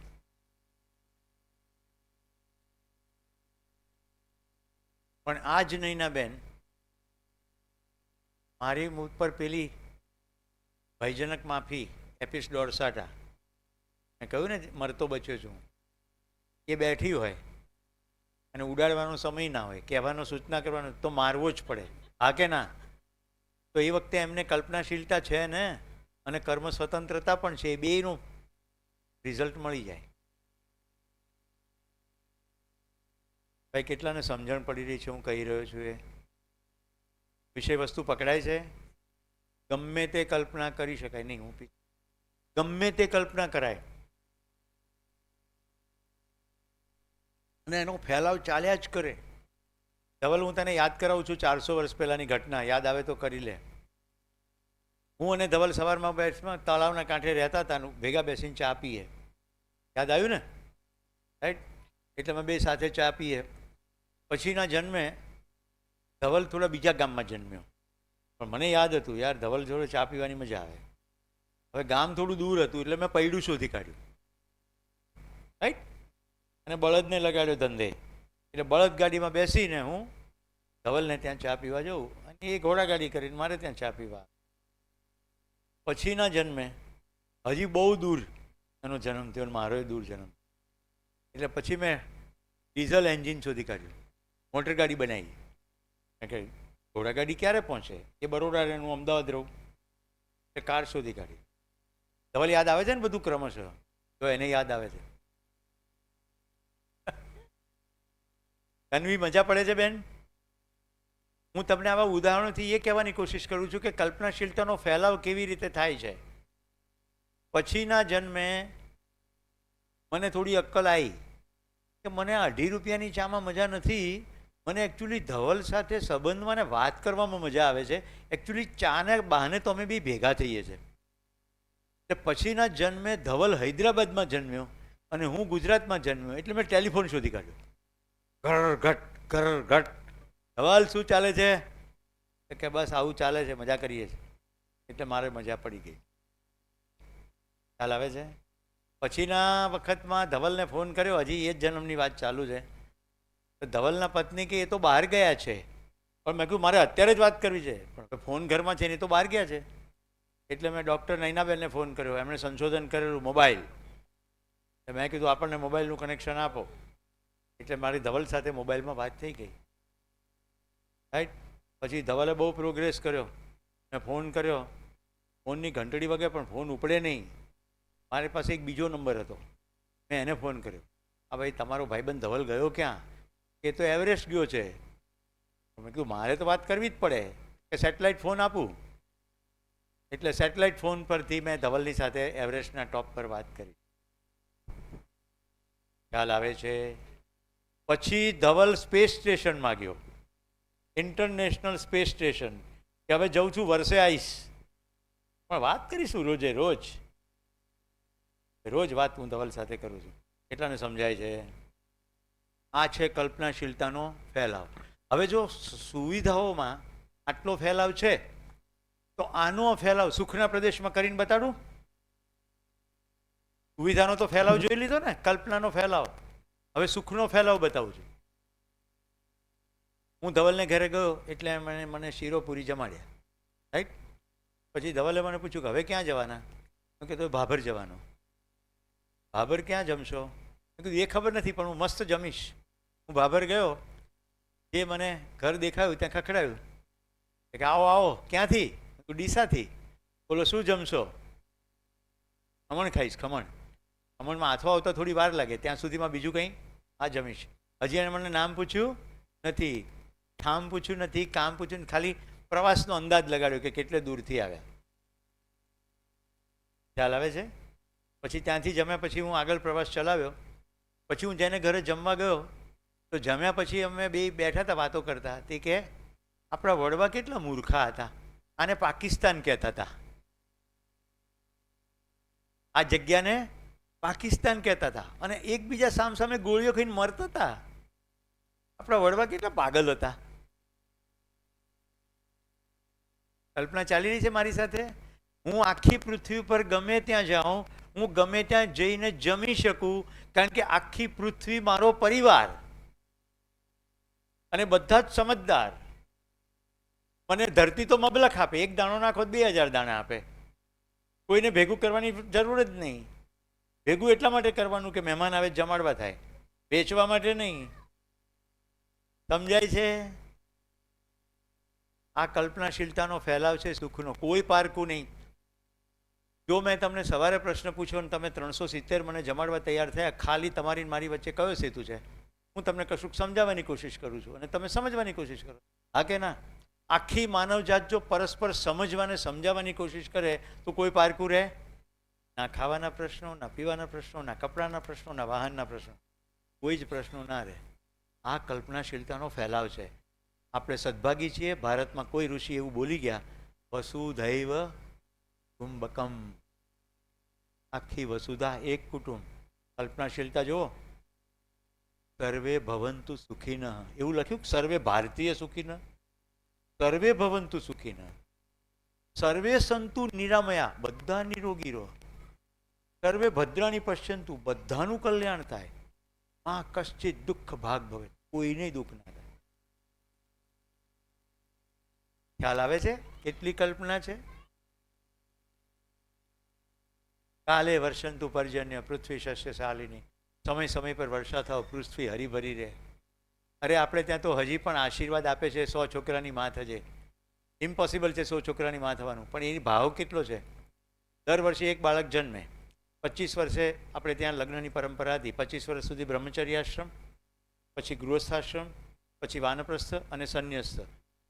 એવી કલ્પના તો જુઓ. 25 વર્ષે પહેલું બાળક જન્મે, 100 વર્ષ માટે દર વર્ષે એક બાળક જન્મે તો 125 વર્ષનું આયુષ્ય ફિક્સ. દર વર્ષે એક બાળક જન્માવી શકે એ સ્ત્રીનું શરીર કેટલું સક્ષમ હોય કે 100મું બાળક પણ જન્માવી શકે, એટલે શરીર કેટલું ફિટ, એટલે હેલ્ધીના ફિક્સ.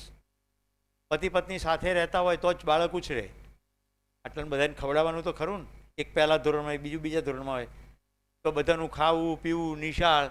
તો પતિ કમાતો હોય તો કેટલું કમાતો હોય તો બધા ઉછરે. અચ્છા, 2 જણા થઈને કેટલા 100 બાળકો ઉછેરી શકે? મોટો પરિવાર જોઈએ ને. બધાને ઘરે 100 બાળક ના હોય, પણ એક ગામમાં એક બાળક આખા ગામનું બાળક હોય એવી રીતે ઉછરે તો જ 100 બાળકો ઉછરી જાય ને. મતલબ કે પરિવાર ખાલી શરીરનો નહીં પણ સમજણનો પરિવાર. ખ્યાલ આવે છે? આપણા વડવાઓએ આવા આવા સપના જોયા.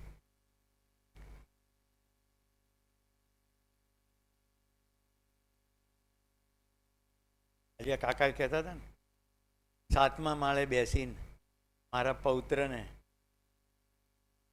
દીપકભાઈ, કે તો કલ્પનાશીલતા જ, પણ સકારાત્મક પોઝિટિવ કલ્પનાશીલતા. તો સ્વાસ્થ્ય સારું છે, સમૃદ્ધિ છે, સંવાદિતા છે, તો 100 છોકરા મોટા થાય. અત્યારે તો પહેલો મુદ્દો તો અમને આટલા શિબિરોમાં એ મળ્યો છે, છોકરા છોકરીઓને પરણવું જ નથી. અત્યારે યુટ્યુબ પર વિડીયો ચાલે છે બધા કે આવું કરો નહીં તો તમારા છોકરા વાંઢા રહી જશે. સતીશભાઈ, થોડી દુઃખ સાથેની વાત છે, વાળુકડમાં શિબિર હતો, લોક વિદ્યાલય વાળુકડ, ગ્રામ વિદ્યાપીઠ, કેટલું ઇન્ટિરિયરમાં, પાલીતાણા પાસે, ભાવનગર જિલ્લામાં. 400 દીકરીઓ. શિબિરમાં પ્રશ્ન પૂછો, એકેયને પરણવું નહોતું. ગામડાની દીકરીઓ, એક કોઈને પરણવું નહોતું. જોઈ લીધું કે લગ્નમાં શું છે. એ ડખા કોણ કરે? એના કરતાં પરણવું જ નથી. આજુબાજુ સંવાદિતા ભર્યા કુટુંબો જોવે તો પરણવાનું મન થાય ને. પોતાના જ ઘરમાં પોતાની જ માને એની સાસુ દ્વારા પીડિત થતા જુએ અને માના મોઢે સાંભળે ચીખ, નહીં તો પેલી છે ને પાર્કીમાં નાની હોય ત્યારથી કહેતા, એટલે પેલી છોકરી મોટી થતાં થતાં વિચારે કે સાસુ નામના પ્રાણીથી દૂર રહેવું સારું, એટલે આપણે પરણવું નથી. તમને આશ્ચર્ય કે આઘાત લાગશે. હવે એવા ક્રાઇટેરિયા છે કે નણંદ ના હોય એવું ઘર જોવાનું. એટલું વિચિત્રતા. ભેગા રહેવાને બદલે શક્ય એટલું છૂટા. મિત્રો, પરિવારની સ્થિતિ તો જુઓ. પહેલાં સંયુક્ત પરિવાર હતો. આ વિનુભાઈ મને પત્ર લખ્યો હતો, હું અમેરિકા હતો ત્યારે, કે અમારા ગામમાં ડીસામાં તગાવાદી છે, એના પરિવારમાં 12 પૈરીઓ છે ને 72 જણાનું કુટુંબ છે. ખબર નહીં તગાવાદી અત્યારે હશે કે નહીં. આ તો બધી જૂની વાતો છે, હે ને? તો આવું પરિવાર હતું.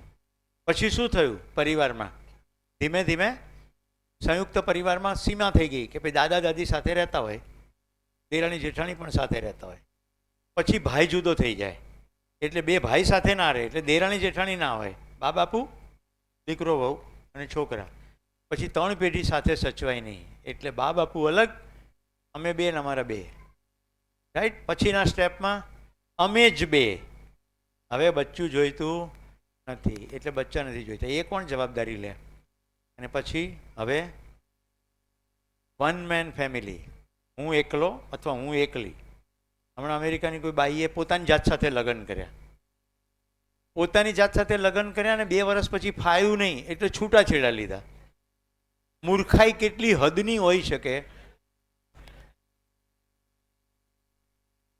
હું જરાય ખોટું નથી બોલી રહ્યો, તમે ગૂગલ કરજો એટલે મળી જશે.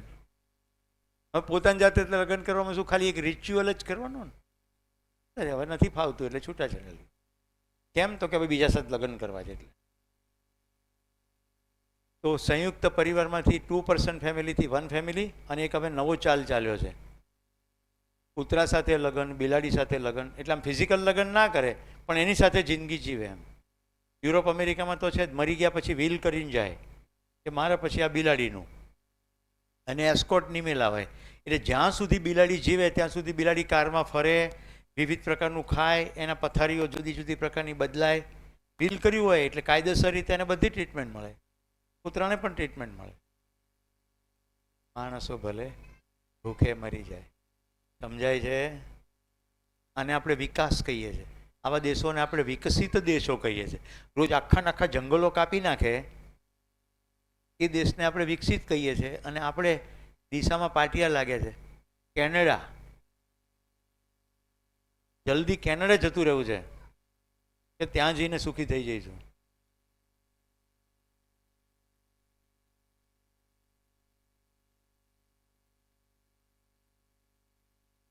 હવે व्याख्या सांभळो. मनाकार को साकार करने वाला, मन स्वस्थता का आशावादी और प्रमाणित करने वाला, चैतन्य एकम એટલે માનવ. પોતાનું ડોક્યું કરો. વ્યાખ્યા બંધ બેસે છે કે નહીં? મનાકાર કો સાકાર કરને વાલા, પોતાના મનમાં ધાર્યું કરવા વાળો. જાતે ના કરી શકે તો બીજાની પાસે કરાવે, ટોપારી પણ આપે. મનાકાર કો સાકાર કરને વાલા, મન સ્વસ્થતા, સતત સુખને માટે તડપે, આશા રાખે, મથે. આ રૂમમાં એક પણ એવું છે જેને 1 સેકન્ડ પણ દુઃખ જોઈતું હોય? બધાને નિરંતર સુખની પ્યાસ છે. મળતું ના હોય એ વાત જુદી છે, પણ પ્યાસ તો એની જ છે. એટલે વ્યાખ્યા શું છે? મન સ્વસ્થતા કા આશાવાદી, મન સ્વમાં સ્થિર થાય. આપણે સ્વ જોઈશું, સ્વ, સ્વતંત્રતા, સ્વરાજ્ય બધું જોઈશું. હજી તો બહારથી ધીમે ધીમે અંદર જવાની કોશિશ કરીએ. ચૈતન્ય એકમ, જડ નથી. આપણે પ્રાણી નથી. કેટલા શિક્ષકોને સમજણ પડી ગઈ? મનુષ્ય પ્રાણી. હે, તમે ભલે ટીચર ના હો, પણ વાત તો અહીંયા એ થઈ રહી છે કે નિશાળમાં જે શીખવાયું છે, હવે શું શીખવે છે? મનુષ્ય એક સામાજિક પ્રાણી છે. અરે સામાજિક હોય, અસામાજિક પણ હોય ને આતંકવાદી પણ હોય, પણ પ્રાણી તો નથી. એ તો ક્લિયર જ છે. તો હવે ખોટું શીખવાનું બંધ કરીશું. તો આટલા વર્ષોથી ચાલ્યું એનું શું કરવું? એને નામ માનવું. એક જણો બોલો, બીજાએ તાળીઓ પાડી, બાકીના બધા એ હડ દોડ્યા. આ માનવાની ક્રિયા. આ રૂમમાંથી કોઈ એવું છે કે જે પોતાને પીવાનું માટલું હોય એમાં પેશાબ કરે? છે કોઈ એવું? નથી ને? દર દિવાળે ફટાકડા કેમ? જે હવા શ્વાસમાં લેવાની છે તેના વગર જીવી શકાય એમ નથી, એ હવામાં આટલું બધું પ્રદૂષણ કેવી રીતે કરો છો? હાઉ ડેર! બેટા, તમે સવાલને પચાવો અંદર, તમે તરત જવાબ આપી દો છો પણ એનાથી ગતિ નહીં થાય. એ જુઓ, આપણને ખબર જ નથી કે આપણે શું કરી રહ્યા છીએ. આપણે માનવાની ક્રિયા ઉપર અત્યારે ચાલી રહ્યા છે. કોઈ કે ફટાકડો ફોડ્યો એટલે હું ફોડીશ. હું જાણવાનો પ્રયત્ન નથી કરતો કે શું કામ ફટાકડો ફોડવાના. જો જાણવાનો કોશિશ કરું તો આજુબાજુ દેખાય, લોકો ખાંસી ખાતા દેખાય, તરત શ્વાસના રોગો થતા ડૉક્ટર પાસેથી ખબર પડે, છાપામાં પણ આવે, તમારી આંખો બળવા માંડે.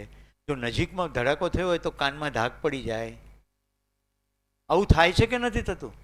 હદ તો એ છે કે રિયા મારી સામે રહેતી હોય અને મને ખબર પડે કે 10,000ની લૂમ લાવી છે તો બતાડી દઉં એને, હું 20,000ની લગાવું. અરે એ ફોડે તોય મને દેખાય. કોઈ ફટાકડા ફોડે તો દેખાય કે ના દેખાય? તો ફોડવાની ક્યાં જરૂર છે? જો દેખવાથી જ એક્સાઇટમેન્ટ આવતું હોય તોય બુદ્ધિ ચલતી નથી.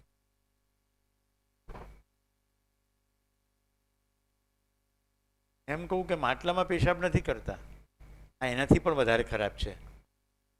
કારણ કે માટલામાં તો મારું માટલું ને તમારું માટલું ઘરે અલગ છે. હવા તો બધાની કોમન છે. હું ફટાકડો ફોડું તો મારું તો ફેફસું બગડવાના ચાન્સ છે. સાવ ઇનોસન્ટ ગઈકાલે જ જન્મેલું બાળક છે, એ પણ આ જ હવામાં શ્વાસ લે છે. અને પછી આપણે ધર્મ ધ્યાન કરીએ છીએ, રોજ જે હિંસાના કાર્યો કરીએ છીએ અને પછી અહિંસા પરમો ધર્મ બોલીએ. કેટલાક નમૂના તો એવા મને મળે છે, અરે સાહેબ ફટાકડા ફોડે ને બધા જંતુ મરી જાય, ચોમાસામાં જંતુ થયા હોય ને એની પાછળ વિજ્ઞાન પડેલું છે. રામ આવ્યા અયોધ્યા ત્યારે ફટાકડા ફોડવાનું વર્ણન છે રામાયણમાં કે દીવા પ્રગટાવવાનું વર્ણન છે? કઈ રીતે દિવાળીની જોડ ફટાકડા આવી ગયા? આપણા પડોશી છે ને ચીનવાળા, એને ખબર છે કે આ બધા માનવામાં ગ્રેટ છે, એને જે પકડાવશો ને એ પકડી લેશે. પતંગ પકડાયો, ફટાકડો પકડાયો, પેલા કાચબા પકડાયા, પેલા બાંબુ પકડાયા, પવન ઘંટડી પકડાઈ. વધુ માહિતી માટે મળો સતીશભાઈને, હમણાં જ ચીન જઈને આવ્યા છે. એ લોકોને ખબર છે આ મૂર્ખાઓ છે. અહીંના કુંભારો બિચારા રોડ ઉપર આવી ગયા, આપણે ત્યાંથી ચાઇનીઝ લાઇટો લઈ આવ્યા. પ્રજાપતિ કુટુંબમાંથી મારા ઘરે દીવા આવે જાતે બનાવેલા, કેવો સંબંધ હોય, રાઈટ? દિવાળીના 5 દિવસ પહેલાં મારી શેરીમાં પ્રજાપતિ કુટુંબના નીકળે. હવે 5-6 કુટુંબ નીકળે તો બધા 5-5 દીવા આવે. સાંભળો, અમારા પડોશી કે ના અમારે તો આવી ગયા છે. અરે આવી ગયા છે ના કહેવાય. 5 દીવા લેવાથી તમને જાજો ફરક પડશે નહીં, પણ એને બહુ ફરક પડશે. કેટલાને આ સમજાય છે? શ્રમપૂર્વક કોઈક આપણા ઉત્સવમાં ભાગીદાર થાય છે તો એ આપણો સંબંધી છે. ઉત્સવ તો પ્રકાશનો છે, અવાજનો પ્રદૂષણનો છે જ નહીં. એમાંય પ્રતીક જ રહી ગયું દીવો. ખરેખર તો જ્ઞાનનો પ્રકાશની વાત હતી, દીવો તો પ્રતીક હતું. રામ આવ્યા છે એની ઉજવણી છે. રામના કોઈ ચરિત્રને કારણે રામ છે.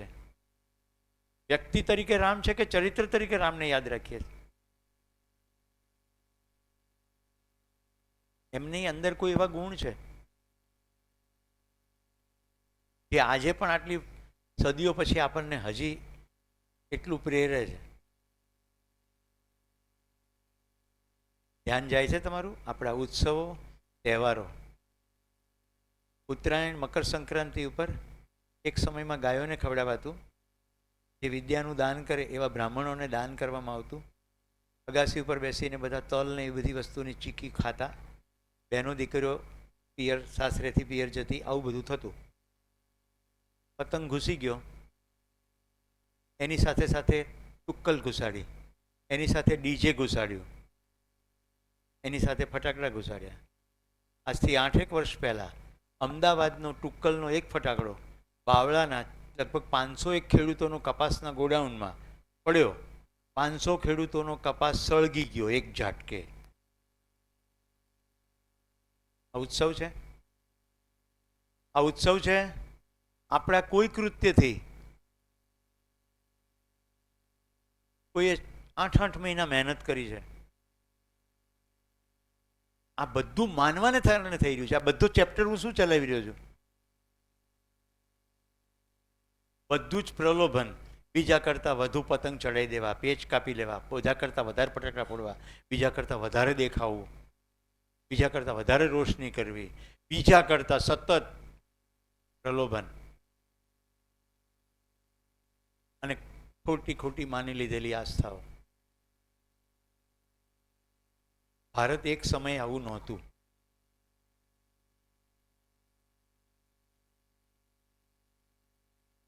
કમસે કમ દસ્તાવેજોથી તો એવું લાગે છે કે આવી કલ્પના કરવામાં આવી હોય, વસુધૈવ કુટુંબકમ, અહિંસા પરમો ધર્મ, આવી ક્યાં કલ્પના કરવામાં આવી હોય, એ ઇન્ડિકેટ કરે છે કે સમજણના બિંદુ ક્યાંક ક્યાંક એ રીતે પ્રકાશિત તો થયા જ હશે. નહીં તો આવી કલ્પના ક્યાંથી આવે?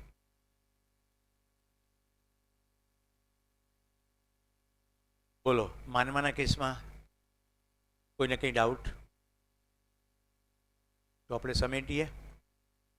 હાજી આપો. જેટલા બી તહેવાર તમે બોલ્યા, પતંગ કે ફટાકડા કે આસ્થા, આ બધું અગર જો આપણે ના કરીએ તો આ જે સૃષ્ટિના જે બિઝનેસ જે ધંધા છે એ કેવી રીતના ચાલશે? Very good. ખોટા ધંધા ચલાવવા જોઈએ કે બંધ થવા જોઈએ?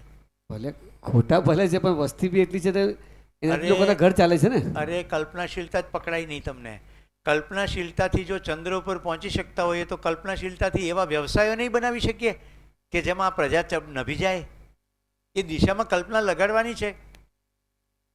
આપણે એ દિશામાં લગાડવી જ નથી. આ ધંધા ટકાવવા છે. એક જ ઉદાહરણ સફિશિયન્ટ છે. ગુજરાતની અંદર દારૂબંધી મહાત્મા ગાંધીને કારણે આવી અને હજી ચાલી જ રહી છે. ગાંધીનગરના ગિફ્ટ સિટીમાં પરમિટ ઊભી થઈ છે. બાકી ચાલી કે નહીં ચાલી? બાકી બધા શું કહેતા હતા? હજી બી શું વાત ચાલે છે કે એમાં બહુ રેવન્યુ છે, એમાં બહુ રેવન્યુ છે એટલે એ ધંધો ચાલવો જોઈએ. આપણે કેટલો વેપાર કર્યો? દારૂ નથી, આપણે આંતરરાષ્ટ્રીય સ્તરે બિઝનેસ કરીએ છીએ. ગુજરાતી માળું, કચ્છી માળું શબ્દ છે ને, ગુજરાતી વ્યક્તિ તમને બધી જગ્યાએ મળે. કેમ? આપણી પાસે કલ્પનાશીલતા છે. ધંધો કરતા આપણને આવડે છે. તો અનુચિત ધંધો કરીએ છીએ તો ઉચિત ધંધો કેમ ના કરીએ?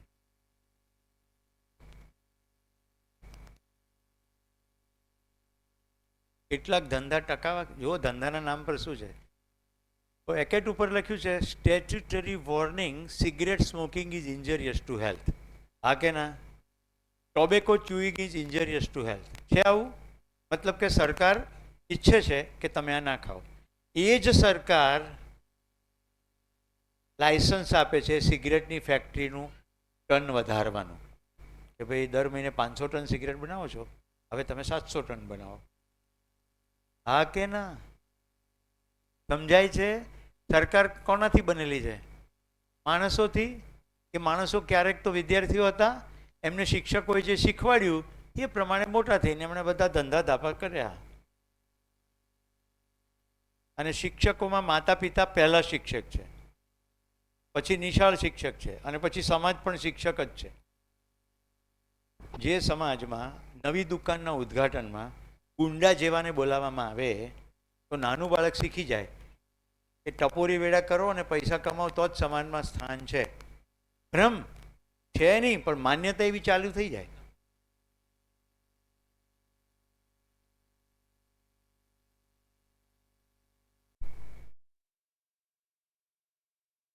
આપણે વ્યક્તિ જે ફટાકડા ફોડે કે કોઈ પતંગ ચગાવે તો એ શા માટે આવું કરે? એમ પતંગ તો એને પૂછો જઈને. હું નથી ચગાવતો, મારા બાળકો નથી ચગાવતા અને મારા બાળકો ફટાકડા પણ નથી ફોડતા.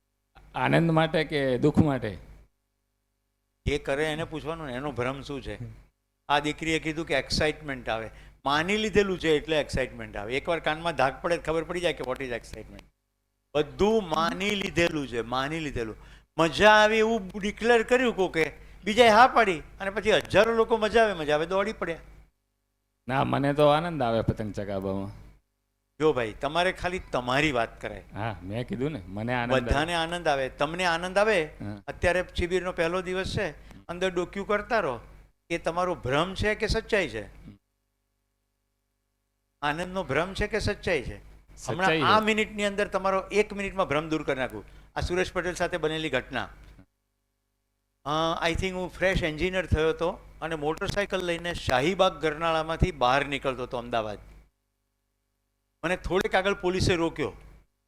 મને કે ભાઈ, આ તમારા શર્ટમાં લોહીની ધાર થઈ રહી છે, તમારું ધ્યાન નથી? મેં હેલ્મેટ નહોતું પહેર્યું.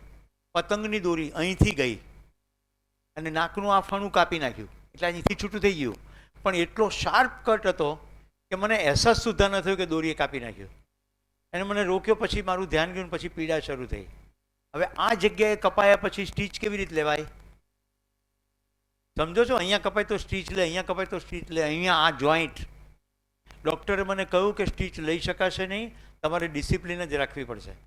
એને મને બધી રીતેથી પટ્ટી બાંધી દીધી અને કે પાણી નહીં આવવા દેતા જરાય, બહારથી ઉપરથી તમે ડેટોલને એ રીતે વોશ કરી શકશો, હલવા નહીં દેતા ચોંટી જશે. ચોંટી ગયું. ટેન્ડર એ જ હતી. બોલો, હવે આનંદ આવશે? આ જાણ્યા પછી આનંદ આવે છે તમને કે સારું થયું તમારું નાક પૂરું કપાઈ ગયું તો સારું થાત? ના, એ તો તમે હેલ્મેટ પહેરીને. એક જ મિનિટ, સંવાદ કોને કહેવાય? મેં તમારી સામે પ્રસ્તાવ મૂક્યો, તમે થોડીક વાર પહેલા કીધું કે આનંદ આવે. હવે મને કહો, આનંદ આવશે? હા, અને મને જ પતંગ ચગાવવામાં આનંદ આવશે જ ને. અરે મને આવું કપાઈ ગયું એ જાણ્યા પછી પણ તમને આનંદ આવશે? હા ઓકે, તમારો દીકરાનું ગળું કપાઈ જાય હા પછી પણ આનંદ આવશે? હા. હવે આમાં તો ભ્રમમાં તો આપણે શું કરી શકીએ? કેટલાને સમજાય છે કે ભ્રમ કેટલી હદે હોઈ શકે? કારણ કે આ બધું બોલવામાં છે. હકીકતે ઘરમાંથી કોઈ વ્યક્તિનું ગળું કપાય ને, હોસ્પિટલમાં જાય ને ત્યારે ખબર પડે. હે?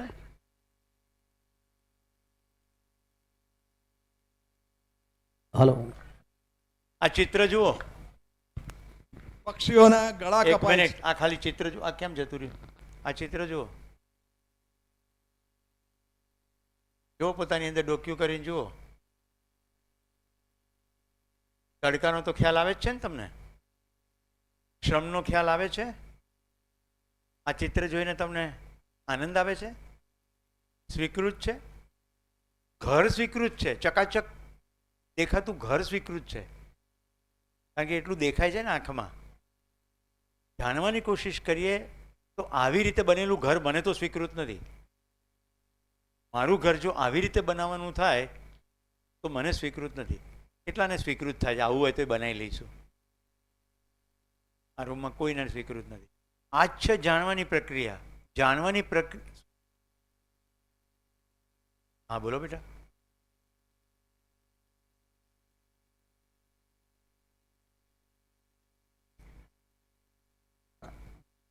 બોલો બોલો બોલો. આ જે તમે બતાડી વાત સાચી છે કે આ જોઈને દુઃખ થાય, પણ તમે જે કહો છો કે આ જોયા પછી મોટું ઘર જોવાની ઈચ્છા ના થાય, જો મોટું ઘર બનશે તો જો ભલે આપણે ના બનાવીએ પણ તોય બી જે લોકોને કશું આવડતું નથી, જે ખાલી લેબર વર્ક જ કરે, એમનું તો આના ઉપર જ આધારિત છે જીવન આખું. એટલે હવે અગર જો આપણું ઘર બને છે, જેટલા લેબર કામ કરે છે તો એમને નોકરી મળે છે ને આપણું ઘર બને છે. મેં રોજગારીની ના નથી પાડી. મેં એવું કહ્યું કે આવી હદે કોઈએ કામ કરવું પડે મારા ઘર માટે, એ સ્વીકૃત છે? કોઈમાં છોકરું દેખ્યું કે નહીં? જોયું મેં. સ્વીકૃત છે એમ પૂછું છું. Is it acceptable? નો. ના. જો સ્વીકૃત નથી તો આપણે એવું ના થાય એના માટે કરીએ છીએ શું? હવે આ ભાઈ કહે છે કે મારા દીકરાનું ગળું કપાઈ જાય તોય મને આનંદ આવશે. બોલવાનું તો ઇઝી છે ને. હું તમને વિડીયો મળશે તો બતાડું એટલે ખ્યાલ આવે. જો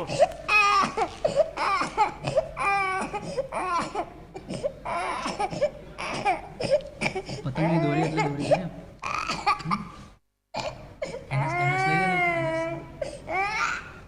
અરે રોમાં તો ભી કેટલી વાર લાગે સાહેબ ડેથમાં? આ કટ થોડો વધારે હોય તો ઓન ધ સ્પોટ ડેથ થાય ને? તો ખાલી દેખાય છે કેટલો કટ છે? આ તો સુપર પિક્ચર આ જરા આ બી હવે જોયા પછી મને કહો. ના ના, આપણે એમને જ કહીએ. પ્રશ્ન તમને જ છે. પતંગની પ્રક્રિયાને કારણે આવા નિર્દોષ બાળકોના ગળા કપાઈ જાય એવું જાણ્યા પછી પણ તમને આનંદ આવશે? પોતાના બાળકોની કે જેની ઓલો આવું ના થાય એના માટે મા બાપ જવાબદાર છે ને, એમને એમનું ધ્યાન રાખવું પડે ને. એમાં પતંગ ચગાવનારનો શું વાંક છે? અમારા પ્રશ્નનો જવાબ નથી. આ છે પતલી ગલીમાંથી પોતાની પ્રવૃત્તિ ચાલુ રાખવા માટેની ડિફેન્સ મિકેનિઝમ. અમદાવાદનો એક વિદ્યાર્થી, એના પત્નીએ મને કહ્યું કે સર એ શિબિરમાં તો કશું બોલ્યો નહીં, પણ મને ઘરે આવીને કહેતો હતો કે આપણો શોખ પૂરો કરવા થોડા પક્ષીઓ કપાઈ જાય તો શું ફેર પડે. મેં કીધું ખાલી એને એટલું કહેજે કે પક્ષીની જગ્યાએ તમારું દીકરાનું ગળું કપાય તો એટલું કહેજે ને પછી મને જવાબ આપજે. અને એવી જગ્યાએ વખતે કહેજે જ્યારે દીકરો સામે બેઠો હોય. તરત જવાબ આવી ગયો. સૂક્ષ્મ રીતે જાણવાની કોશિશ કરીએ તો સ્વીકૃત નથી. તમારી ભાઈ ફસાવટ એ છે કે હું મારો શોખ પૂરો કરીશ, એ પૂરો કરવા માટે બીજાએ જે કરવું પડે કરો, પણ હું તો આ શોખ પૂરો કરીશ જ, કારણ કે મેં માની લીધું છે કે આમાં મને મજા આવશે. આખી અત્યારે આપણે બપોર પછીનું સેશન છે એમાં ચલાવી રહ્યા છે. ખાલી માનવું. આ તમને જણાવવા માટેની કોશિશ કરી રહ્યો છું, પણ તમારે જાણવું ના હોય તો સંસારની કોઈ વ્યક્તિ તમને જણાવી શકે નહીં. કારણ કે તમારી અંદર કલ્પનાશીલતા અને કર્મ સ્વતંત્રતા છે. તમે કલ્પના કરવા ઈચ્છો તો જ કલ્પો, નહીં તો નહીં કરો. એટલે મેં તમને મારો પ્રસંગ કીધો. હવે જો તમને ભાઈ પ્રશ્ન એમને પૂછું તો બધા જ જોજો, તમને મારી સાથેનો આ દિવસ દરમિયાન જો સંબંધ સમજાયો હોય તો પણ તમે મારું નાક કપાઈ જેવું ઈચ્છો? આટલો સંબંધ સમજાયો હોય ને તો સુરેશ પટેલ નહીં, કોઈનું ગળું કપાય એવું તમારાથી સહજ સ્વીકૃતિમાં આવશે જ નહીં. સહજ સ્વીકૃતિમાં નહીં આવે એમ મારો પ્રશ્ન છે. પછી કરતા હોય તમે કરો, કારણ કે તમારી કર્મ સ્વતંત્રતા તો છે જ. હજી તમને એ ખ્યાલ નથી કે આવું કલેક્ટિવ થવાને કારણે આખી પૃથ્વીની ઘોર કેવી રીતે આપણે ખોદી છે. આ ચકલીની વાત કરી પણ તમને પકડાયું નહીં. એટલા બધા પક્ષીઓના મૃત્યુને કારણે આખી ઇકોસિસ્ટમ ડિસ્ટર્બ થાય છે. ઇકોસિસ્ટમ એટલે શું? એક જીવ બીજા જીવ ઉપર નિર્ભર છે. એટલે બધું પોપ્યુલેશન તો જ સચવાય જો પ્રાકૃતિક રીતે જે સજાવટ છે એમાં આપણે ડખો ના કરીએ. આપણા શોખ અને આપણા ઉત્સવો આ બધી પ્રાકૃતિક સિસ્ટમને ખોરવી નાખે છે. એ ખોરવવાને કારણે બધી પ્રાકૃતિક આપદાઓ થઈ રહી છે નજર સામે. પણ શાહમૃગ વૃત્તિ આંખ બંધ કરીને તોફાન આવતું હોય તો શાહમૃગ અંદર નાખી દે રેતીમાં, તો તોફાન બંધ થઈ જાય?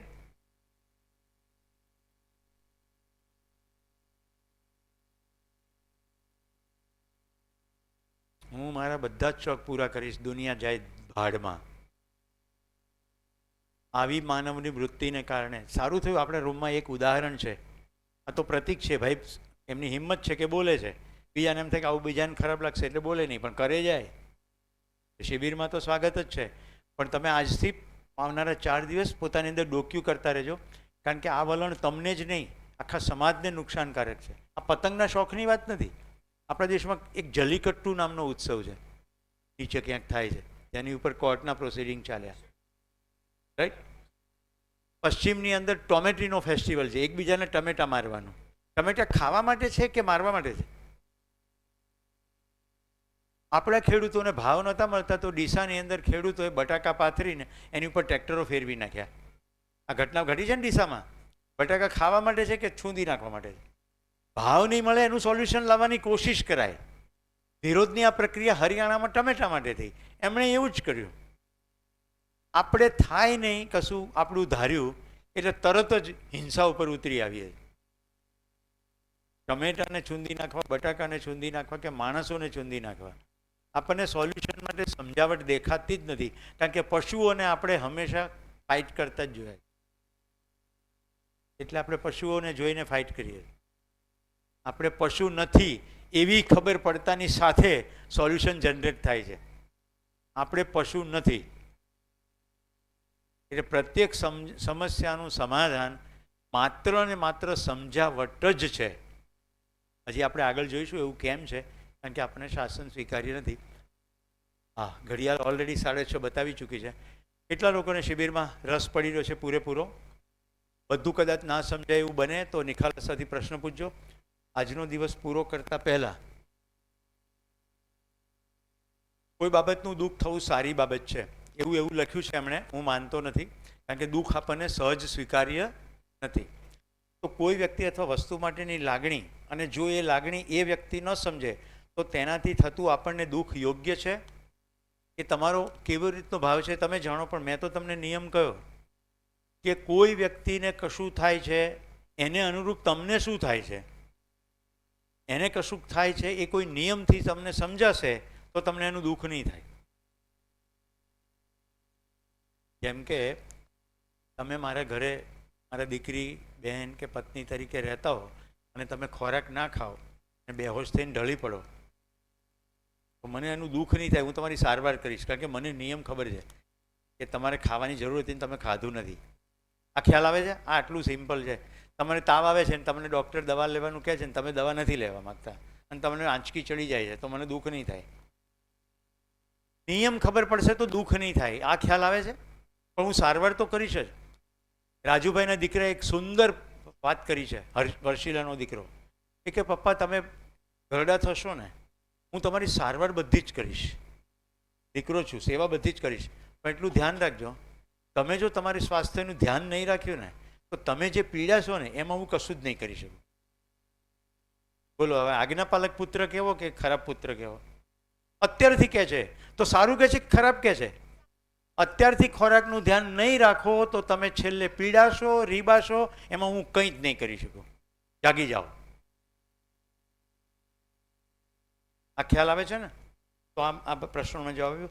દરેક સંબંધને સાચવવા માટે સામેના વ્યક્તિની જ સમજવી જરૂરી બને છે? ના, પહેલાં પોતાની. હું આમ કેમ કરું છું એવું સમજ્યા વગર બીજો આમ કેમ કરે છે એવી કદી ખબર નહીં પડે. એટલે બધું પોતાની ઉપર જ કામ કરવાનું છે. જેવો એક સમજાય માણસ એટલે બધા સમજાશે. અને હું તમને આશ્વાસન આપું છું, ટીબી જેમ જેમ આગળ ચાલશે એમ બિલકુલ ખબર પડી જશે કે મારા ડખા ક્યાં છે અને બીજાના ડખા ક્યાં છે. એવા પોતાના ડખા પકડાશે ને એ બીજાના બધાને પકડાઈ જાય. પછી પ્રશ્ન છે આસ્થામાં પ્રેમને લાગણી છે? પ્રેમને લાગણીમાં આસ્થા છે? આનો જવાબ પછી આપીશું, કારણ કે હજી આપણે પ્રેમને વ્યાખ્યાયિત કર્યો નથી. પ્રેમ સમજવો પડશે. અત્યારે આપણે છે ને આકર્ષણને પ્રેમ કહીએ છીએ. ઓકે, ભૂવાની વાત આવી ગઈ. ડિપ્રેશનમાંથી કઈ રીતે બહાર નીકળી શકાય? તો પહેલાં તો ડિપ્રેશન સમજવું પડશે. ડિપ્રેશન સમજાય તો ડિપ્રેશનમાંથી બહાર નીકળે ને. આપણને તો ઉત્સવ જ સમજાયો નથી, ડિપ્રેશન ક્યાંથી સમજાય છે? હું એમ કહું જિંદગી ઉત્સવ છે, એ સમજાય તો ડિપ્રેશન સમજાય. ધન્યવાદ, નમસ્તે. આગળની સૂચના અહીંયાથી આપવામાં આવશે. તમને મારો વિચાર છે એક સરસ મજાની ફિલ્મ બતાડવાનો. હમણાં બ્રેક લીધા પછી ગોષ્ઠીમાં બેસશો. હમણાં સુધી જેટલું ચાલ્યું બધા ડાઉટ્સ જે પણ છે બધું લાવો સરફેસ ઉપર. દરેક ગ્રુપમાં એક શિક્ષકો બેસો. 10-10નું ગ્રુપ હોય. બપોરે મને બહુ સંતોષ થયો, હું આરામ કરતાં કરતાં જોતો હતો. પણ 10-10ના ગ્રુપ કરો તો સરખી ચર્ચા થાય. એમાં જે પ્રશ્નો ઊભા થાય એક જણ લખી લે પોતાની નોટમાં, એ મને કાલે કહો. તો આપણું પ્લાનિંગ એવું છે કે ડિનર લીધા પછી તમે 9 થી 9:45 સુધી એક ફિલ્મ જુઓ. હું એવી કોઈ ફિલ્મ નહીં બતાડું જે વિષય વસ્તુને અનુરૂપ નથી. ઓકે, ધન્યવાદ. આગળની સૂચના ડિનર અને ગોષ્ઠીમાં